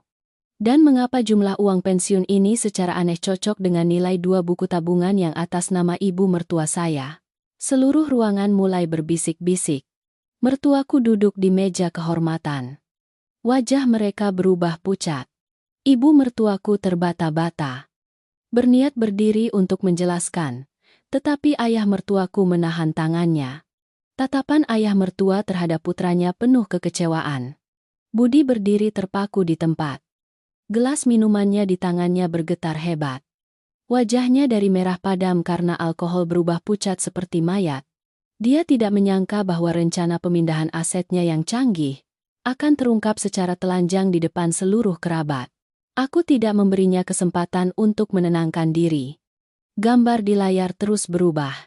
Kali ini adalah kontrak jual beli apartemen di pinggir kota dan nama pembeli diperbesar sebesar-besarnya Sari. Suaraku masih datar tapi sudah bercampur sedikit sindiran pahit. Dan ini adalah hadiah kedua. Bukti kebaikan hati suami saya. Dia tidak hanya berbakti kepada ibunya tetapi juga sangat baik hati kepada orang lain. Dia diam-diam menggunakan uang tabungan kami berdua untuk membeli sebuah rumah. Membantu seorang gadis dengan kondisi ekonomi yang sulit. Dan gadis beruntung itu tidak lain adalah sepupu jauh saya, yang duduk di sana di ujung. Sari, apakah kalian melihat betapa luar biasanya suami saya? Seorang pria yang tidak hanya pandai tetapi juga berhati mulia seperti itu. Apakah dia adalah barang langka di dunia ini? Saat ini, semua mata di ruangan tidak lagi penasaran tetapi sudah beralih ke keterkejutan dan kecurigaan. Mereka semua menatap Sari, yang sedang duduk meringkuk di sudut gelap. Wajahnya menunduk tidak berani mengangkat kepala. Orang tuaku duduk di meja sebelah. Wajah mereka mengeras. Ayahku menggenggam erat tangan ibuku seolah menenangkannya. Ayah sudah tahu semuanya tapi tetap diam agar aku bisa menyelesaikannya sendiri. Suara bisik-bisik semakin keras. Budi mulai panik. Dia berniat menyerbu panggung untuk merebut mikrofon tetapi sudah dihadang oleh dua sepupuku yang berdiri. Aku menatap lurus ke matanya yang memerah karena ketakutan dan kemarahan. Senyum di bibirku perlahan padam, digantikan oleh ekspresi dingin yang menakutkan. Mungkin kalian semua bertanya-tanya mengapa suami saya begitu baik kepada asisten rumah tangga ini. Kan mengapa harus membelikan rumah untuknya Mungkin karena hadiah ketiga ini. Gambar di layar sekali lagi berubah. Kali ini adalah foto-foto USG janin berusia 12 minggu dan nama ibu hamil masih Sari. Tapi itu belum semuanya. Segera setelah itu adalah rekaman video yang diambil dari kamera tersembunyi di dapur. Adegan Sari diam-diam menghancurkan obat, memasukkannya ke dalam teh. Saya muncul dengan jelas. Seluruh ruangan terkesiap kaget. Ada yang tidak bisa menahan diri untuk berdiri, menunjuk ke arah Sari sambil memaki-maki. Ibuku tidak tahan lagi. Dia terisak-isak menangis. Ayahku memeluknya. Tatapan matanya pada Budi seperti ingin menelan hidup-hidup menantunya yang bajingan itu. Suaraku saat ini tercekat, bergetar seperti akan menangis. Tetapi sebenarnya adalah kemarahan yang telah tertahan hingga puncaknya. Ya, suamiku tidak hanya berselingkuh. Dia juga bersama kekasihnya berkomplot untuk mencelakai anak dalam kandunganku. Anak yang semua orang hari ini datang untuk merayakan kelahirannya. Dia takut janinku akan mempengaruhi harta warisan yang ingin dia tinggalkan untuk anak kandungnya dengan asisten rumah tangga itu. Apakah ini masih tindakan manusia? Semuanya pecah. Ibu mertuaku tidak tahan dengan guncangan itu. Dia pingsan di meja. Ayah mertuaku buru-buru menopangnya. Mulutnya menggumamkan kata-kata pahit. Budi saat ini seperti binatang buas yang terpojok. Dia berteriak gila-gilaan. Diam kau, semua ini karena kau. Kau tidak bisa punya anak. Apa salahnya aku melakukan ini? Aku butuh keturunan. Teriakannya membuat seluruh ruangan hening. Aku menatapnya. Di matanya tidak ada lagi kebencian melainkan rasa kasihan. Aku tertawa. Tawa yang pahit. Keturunan Mas Budi. Apakah Mas yakin punya kemampuan itu? Kalau begitu, lihatlah hadiah terakhir yang kupersembahkan untukmu. Gambar terakhir. Dan juga pukulan paling mematikan. Muncul di layar. Itu adalah hasil tes DNA yang diperbesar sebesar-besarnya. Tulisan tidak ada hubungan darah dan persentase 0%. Berwarna merah darah langsung menusuk mata semua orang. Tepat di bawahnya adalah hasil tes andrologi palsu yang kubuat dengan kesimpulan mandul sejak lahir. Aku mengarahkan mikrofon ke arah Budi. Suaraku tajam dan jelas setiap kata. Mas Budi, suamiku yang sempurna. Lihatlah dengan jelas. Kamu tidak hanya diungkap oleh istrimu yang kamu remehkan ini. Tetapi kamu juga dikhianati secara memalukan oleh kekasihmu yang kamu lindungi mati-matian. Kamu telah menanggung anak orang lain selama berbulan-bulan tanpa pernah tahu. Kamu bilang butuh keturunan. Jadi jawablah aku dan semua orang di sini. Anak dalam perut wanita itu, sebenarnya anak siapa? Budi tertegun. Dia menatap layar lalu menatap Sari. Matanya memerah. Dia tidak bisa percaya apa yang dia lihat. Segala sesuatu. Harga diri. Kehormatan sebagai seorang pria. Semuanya runtuh berkeping-keping dalam sekejap. Dia menyerbu ke arah Sari seperti serigala lapar. mencengkeram kerah bajunya. Menggeram. Katakan padaku. Anak dalam perutmu itu, anak siapa kamu berani menipuku? Sari saat ini sudah benar-benar hancur. Dia berlutut di lantai. Menangis memohon. Mulutnya terbata-bata tidak bisa berkata-kata. Pesta pengumuman kehamilan berubah menjadi panggung komedi tragis yang kacau balau. Teriakan Budi. Tangisan Sari. Makian kerabat. Suara gelas pecah. Semuanya berpadu menciptakan simfoni kehancuran. Aku berdiri di panggung. Diam-diam melihat semuanya. Aku tidak lagi merasakan sakit atau kepuasan. Di dalam hatiku hanya tersisa kekosongan dan ketenangan yang aneh. Drama telah mencapai puncaknya dan aku, sutradaranya, telah menyelesaikan peran terakhirku dengan sempurna. Pesta berakhir dalam kehinaan dan rasa malu yang mendalam bagi Budi dan Sari. Petugas keamanan restoran harus turun tangan untuk mengeluarkan dua pelaku kejahatan itu dari sana. Sebelum Budi sempat melakukan hal bodoh pada kekasih yang telah menipunya. Aku meninggalkan restoran bersama orang tuaku. Meninggalkan di belakangku kekacauan dan bisik-bisik tak henti dari kerabat. Aku tidak menoleh ke belakang. Masa lalu itu, orang-orang itu, sudah tidak pantas lagi untuk kupedulikan bahkan sedetik pun. Beberapa hari kemudian adalah rentetan hari neraka bagi Budi. Gugatan cerai dariku, beserta semua bukti tak terbantahkan mengenai perselingkuhan, rencana jahat, dan pemindahan aset, telah diajukan ke pengadilan. Dengan dukungan tim pengacara terbaik, aku berhasil mendapatkan putusan yang sangat adil. Pengadilan memutuskan Budi harus mengembalikan seluruh uang yang diam-diam dia transfer kepada ibunya dan kepada Sari. Seluruh harta bersama yang terbentuk selama masa pernikahan, termasuk rumah yang kami tinggali, dibagi kepadaku sebagian besar.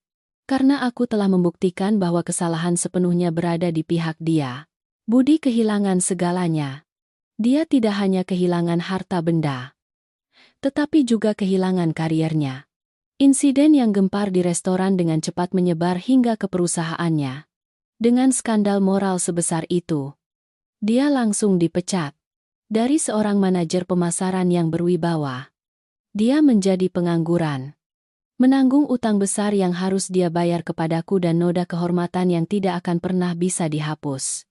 Dia harus menjual rumah kenangan kami untuk membayar utang. Kudengar dia harus pindah ke kamar kos sempit di pinggiran kota.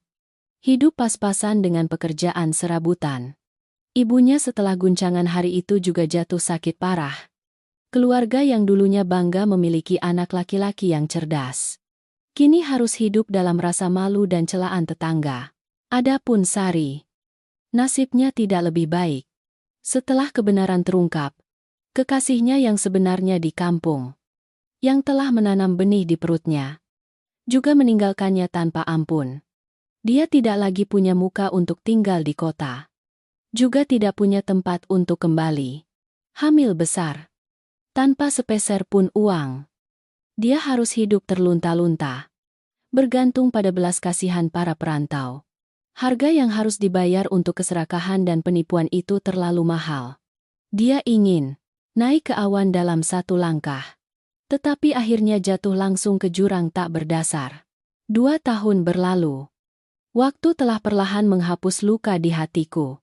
Aku telah menjual rumah lama, tempat yang penuh kenangan menyakitkan, dan membeli apartemen penthouse mewah dengan pemandangan seluruh kota.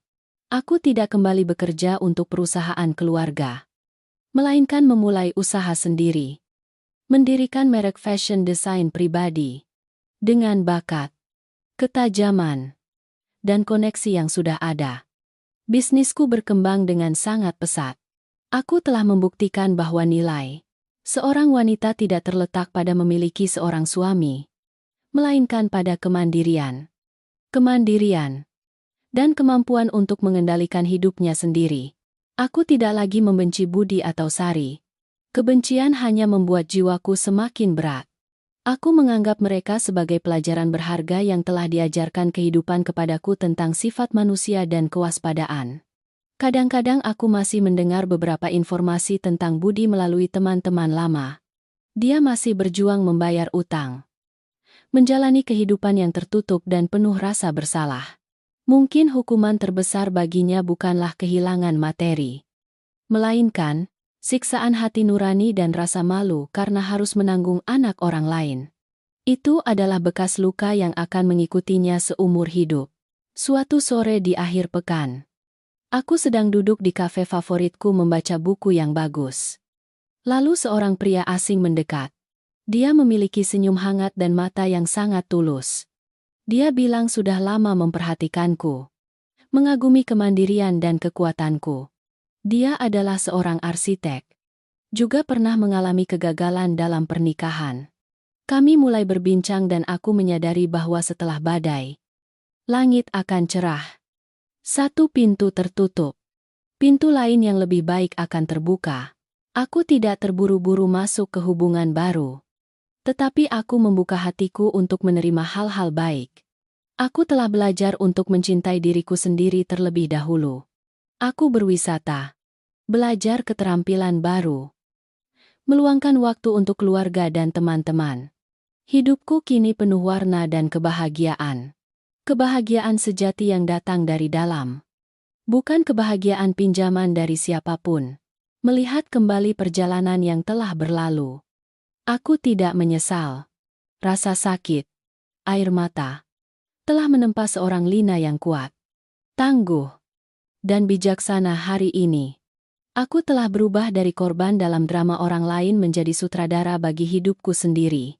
Bunga yang pernah terinjak badai kini telah bangkit kembali dengan indah dan harum dari sebelumnya. Dan aku tahu di depan sana ada langit luas yang menantiku untuk terbang bebas. Menulis bab-bab paling bahagia dan bermakna dalam hidupku.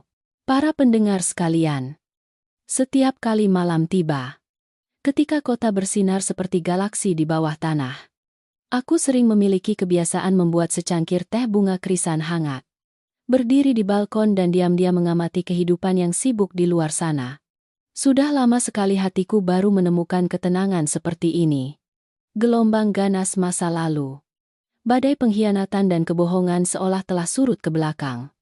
Hanya menjadi kenangan samar. Seperti demam yang melelahkan yang berhasil kulewati. Banyak orang bertanya kepadaku apakah aku masih membenci Budi. Apakah aku masih membenci Sari. Aku pernah. Para pendengar. Aku pernah membenci hingga rasanya bisa menggunakan kemarahan itu untuk membakar seluruh dunia. Aku pernah menangis hingga air mata kering di malam-malam yang panjang. Bertanya-tanya mengapa kebaikan dan pengorbananku diinjak-injak dengan begitu kejam. Tapi kemudian waktu, bersama dengan pelajaran berharga, mengajarkanku satu hal: melepaskan. Bukan berarti memaafkan mereka, melainkan membebaskan jiwaku sendiri. Terus memendam kebencian di hati. Sama saja dengan meminum racun sendiri, tapi berharap orang lain yang mati. Itu hanya akan menggerogoti, menghancurkan ketenangan dan masa depan kita sendiri. Melihat kembali 8 tahun masa muda yang terkubur dalam pernikahan penuh penipuan, pelajaran terbesar yang kudapatkan bukan tentang cara mengenali seorang pengkhianat, tetapi tentang cara mengenali nilai diri sendiri. Wahai para wanita, para istri, para ibu yang mendengarkan cerita ini, aku tahu banyak dari kita diajarkan bahwa pengorbanan diam-diam adalah kebajikan tertinggi. Kita mengorbankan masa muda, karier, hobi pribadi untuk membangun rumah tangga, untuk menjadi pendukung yang kuat bagi suami dan anak-anak kita. Kita memberi tanpa perhitungan, mencintai tanpa syarat. Itu tidak salah. Tetapi kita telah melupakan satu hal terpenting: kita juga perlu mencintai diri sendiri. Nilai seorang wanita tidak terletak pada seberapa pandai Anda memasak, seberapa bersih Anda merapikan rumah, atau seberapa banyak Anda berkorban untuk suami dan anak. Nilai Anda terletak pada harga diri, pada batas yang Anda tetapkan agar orang lain tidak bisa melampauinya. Ketika Anda terlalu pemaaf, terlalu mudah, pengorbanan Anda di mata orang lain akan menjadi hal yang biasa. Kebaikan Anda akan menjadi kebodohan. Dan keheningan serta penderitaan Anda akan menjadi lahan subur bagi benih-benih penghinaan dan pengkhianatan untuk tumbuh. Jangan pernah membiarkan siapapun, termasuk orang yang Anda cintai, memiliki hak untuk menentukan kebahagiaan dan menginjak-injak kehormatan Anda. Keheningan hanya benar-benar emas ketika digunakan sebagai senjata kebijaksanaan, bukan sebagai ketabahan orang yang lemah. Ketika aku menemukan kebenaran, aku memilih diam. Tetapi itu bukan keheningan dalam air mata dan ketidakberdayaan. Itu adalah keheningan untuk mengamati, untuk mengumpulkan bukti, untuk merencanakan serangan balik yang menentukan. Jangan pernah menjadikan diri Anda korban yang menangis dalam keputusasaan. Ubah rasa sakit menjadi kekuatan. Ubah air mata menjadi kewaspadaan. Dan ubah pengkhianatan orang lain menjadi kesempatan untuk terlahir kembali dalam hidup Anda dengan lebih cemerlang. Perjalananku adalah perjalanan metamorfosis yang menyakitkan. Dari seorang istri yang polos, terlalu mencintai, menganggap suami adalah segalanya, menjadi seorang wanita yang mandiri, berdikari, tahu persis apa yang dia inginkan, dan apa yang harus dia lakukan.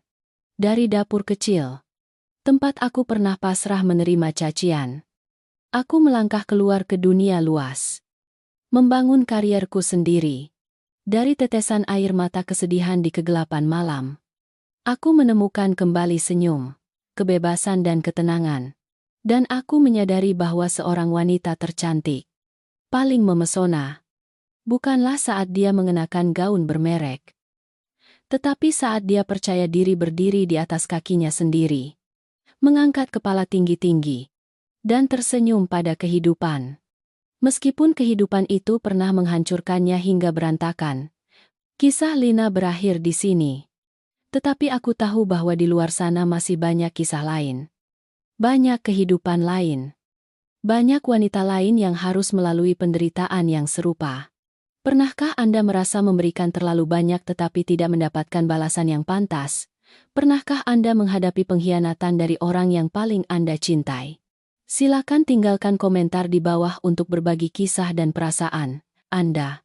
Curahan hati Anda mungkin akan menjadi sumber motivasi, pelajaran berharga bagi banyak orang lain yang membutuhkan berbagi. Dan jika kisah ini menyentuh hati Anda, jangan lupa untuk menekan like, share, dan subscribe saluran keluarga dan kisah-kisah untuk bersama kami mendengarkan lebih banyak kisah yang bermakna dan mendalam. Dukungan Anda adalah motivasi terbesar bagi kami untuk terus menyajikan konten yang berharga. Terima kasih telah mendengarkan. Karena pada akhirnya, langit setelah badai selalu paling biru, dan bunga-bunga yang bangkit dari kesulitan akan selalu menjadi bunga yang paling indah dan harum dari sebelumnya. Sampai jumpa dan sampai bertemu lagi di kisah-kisah selanjutnya.